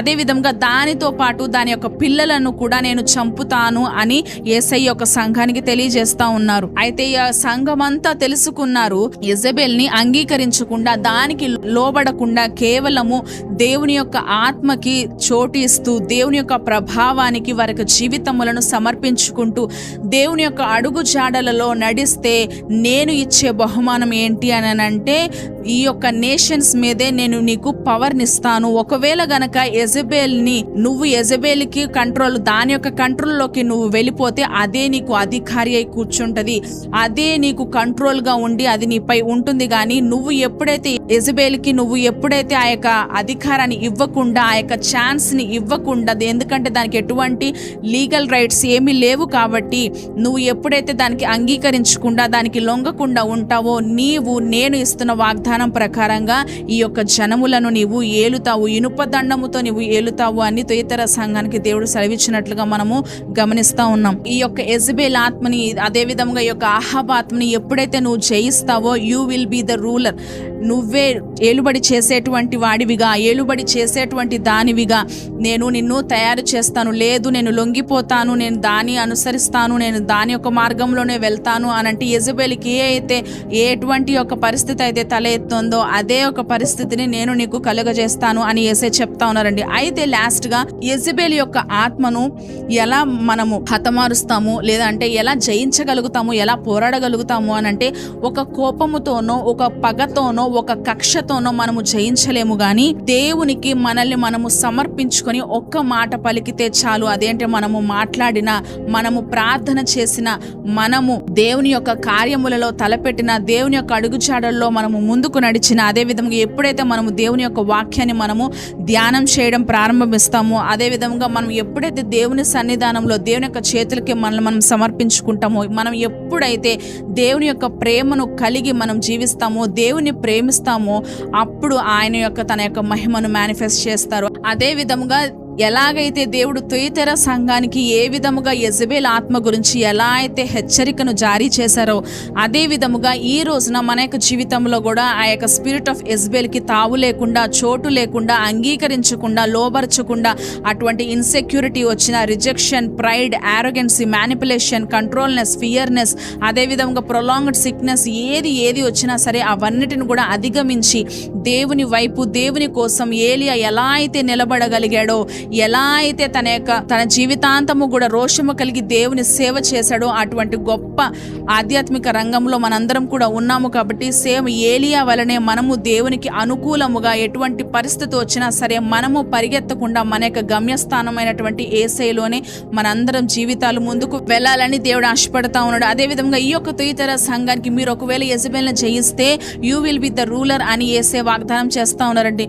నీకు అధికారాన్ని ఇస్తాను, జనముల మీద నీకు అధికారాన్ని ఇస్తాను, ఇనుప దండముతో నువ్వు ఏల్తావు అనే ఒక వాగ్దానము. ఎప్పుడైతే ఈ యెజబెల్ ఆత్మని ఎప్పుడైతే మనము పోరాడి జయించగలుగుతామో, హతమారుస్తామో, దేవుడు మనలను జనముల మీద అధికారులుగా దేవుడు నియమిస్తా అన్నాడు. ఇనుప దండంతో మనము ఏలుతాము అని దేవుని యొక్క వాక్యము సెలవిస్తా ఉంది. ఎప్పుడు అనంటే ఎప్పుడైతే ఆయన యొక్క రాజ్యస్థాపన ఈ యొక్క భూలోకంలో 1000 ఏండ్ల రాజ్య పరిపాలనతో ఆయనతో పాటు మనందరము కూడా ఎవరైతే ఈ లోకాన్ని ఈ యొక్క యెజబెల్ ఆత్మని జయిస్తారో వారు యేసయ్యతో పాటు తన యొక్క సింహాసనం అందు కూర్చోండి ఇనుప దండముతో ఏలుతారు అనే యొక్క వాగ్దానము మనందరి జీవితంలో తన యొక్క వాక్యాన్ని 30దంతులుగా 60దంతులుగా 100ంతులుగా ఫలింపచేయునుగాక. ఆమేన్. కళ్ళు మూసుకొనండి, ప్రార్థన చేద్దాం. మహాగణుడా, మీ కొందనాలు వేలాది లెక్కలేని స్తుతులు స్తోత్రములైనా ఇచ్చిన సమయాన్ని బట్టి, ఇచ్చిన ధన్యతను బట్టి, ఇచ్చిన యోగ్యతను బట్టి నీకు వందనాలు. నీ యొక్క కృపాసనము నొద్దకు చేరేటువంటి ఒక గొప్ప సదవకాశాన్ని మా అందరికీ కూడా కల్పించినందుకు నీకు వందనాలయ్యా. అయ్యా, ఎంతమంది అయితే ఈ యొక్క వీడియోని చూస్తూ ఉన్నారో వారందరినీ కూడా మీరు దీవించండి, ఆశీర్వదించండి. కుటుంబాలని నీ యొక్క కృపలో నాయనా ప్రభా దినదినము విస్తరించేలాగున, అభివృద్ధి పరచబడులాగున, అయ్యా ఫలించేలాగున మీరు సహాయాన్ని దయచేయండి దేవా. ఈ రోజున మాకు ఇచ్చినటువంటి యొక్క తుయతెర సంఘం గురించి ధ్యానాంశముగా మాకు ఇచ్చిన గొప్ప దేవా మీకు వందనములు నైనా ప్రభా. హిస్టారికల్ ఆస్పెక్ట్లో, బిబ్లికల్ ఆస్పెక్ట్లో ఎన్నో విషయాలు నాతో అయ్యా మీరు మాట్లాడారయ్యా సూటిగా నైనా ప్రభా. మాకు భయం వేసిన, మాకు అర్థం కాని పరిస్థితులు తల ఎత్తినప్పటికీ అయ్యా మేము పోరాడవలసిన పరిస్థితుల్లోనైనా ప్రభా మేము ఎక్కడికి వెళ్తా ఉన్నాం, నీ యొక్క హస్తములోకి, నీ యొక్క క్షేమములోకి, అయ్యా నీ యొక్క సన్నిధానంలోకి ఏలియా ఎలాగైతే పరిగెట్టుకొని వెళ్ళాడో మేము కూడా అదే విధంగా పరిగెట్టుకొని వచ్చే భాగ్యాన్ని దయచేయండి. ఈ యొక్క యెజబెల్ ఆత్మని మేమందరం కూడా హతమార్చినట్లుగా అయ్యా లోబడకుండా, అంగీకరించకుండా దేవా స్తోత్రం నైనా ప్రభా, కేవలము నీ అందే నైనా ప్రభా తండ్రి నీ యొక్క ఆత్మ కలిగి నైనా ప్రభా ఈ యొక్క లోకానుసారమైనటువంటి కార్యాలకు మేము తలపెట్టకుండా నైనా ప్రభా నీకు ఇష్టం లేనటువంటిది ఏది కూడా మేము చేయకుండా నీకు అనుకూలంగా మేము అందరం కూడా బ్రతికేలాగున మీరు సహాయాన్ని దయచేయండి దేవా. స్తోత్రం, మీకు వందనములు, వేలాది లెక్కలేని స్తుతులైనా. ఎప్పుడైతేనైనా ప్రభా యెజబెల్ని మీరు జయిస్తారో, యెజబెల్ని మీరు అంగీకరించకుండా జయిస్తారో, పోరాడతారో, మీరు ఖచ్చితంగా Naina Prabha you will be the ruler అని చెప్పి నైనా ప్రభా మీరు మాకు వాగ్దానం చేస్తూ ఉన్నారు నైనా ప్రభా. నీతో పాటు నైనా రాజ్య పరిపాలన చేసేటువంటి వారముగా అయ్యా ప్రభా నీతో పాటు మేమందరం కూడా ఏలేటువంటి వారముగా నైనా ప్రభా మమ్మల్ని తయారు చేయమని బ్రతిమలాడుకొంచున్నాం. మా యొక్క జీవితంలో నువ్వు తుయతెరకి ఇచ్చినటువంటి వాగ్దానము మా అందరి జీవితంలో కూడా ఫలభరితము చెయ్యమని, వాగ్దానాన్ని నెరవేర్చమని ప్రభువైన యేసుక్రీస్తు నామములో మిక్కిలి వినయంతో బ్రతిమలాడి వేడుకొనుచున్నాం నా పరమ తండ్రి. ఆమేన్.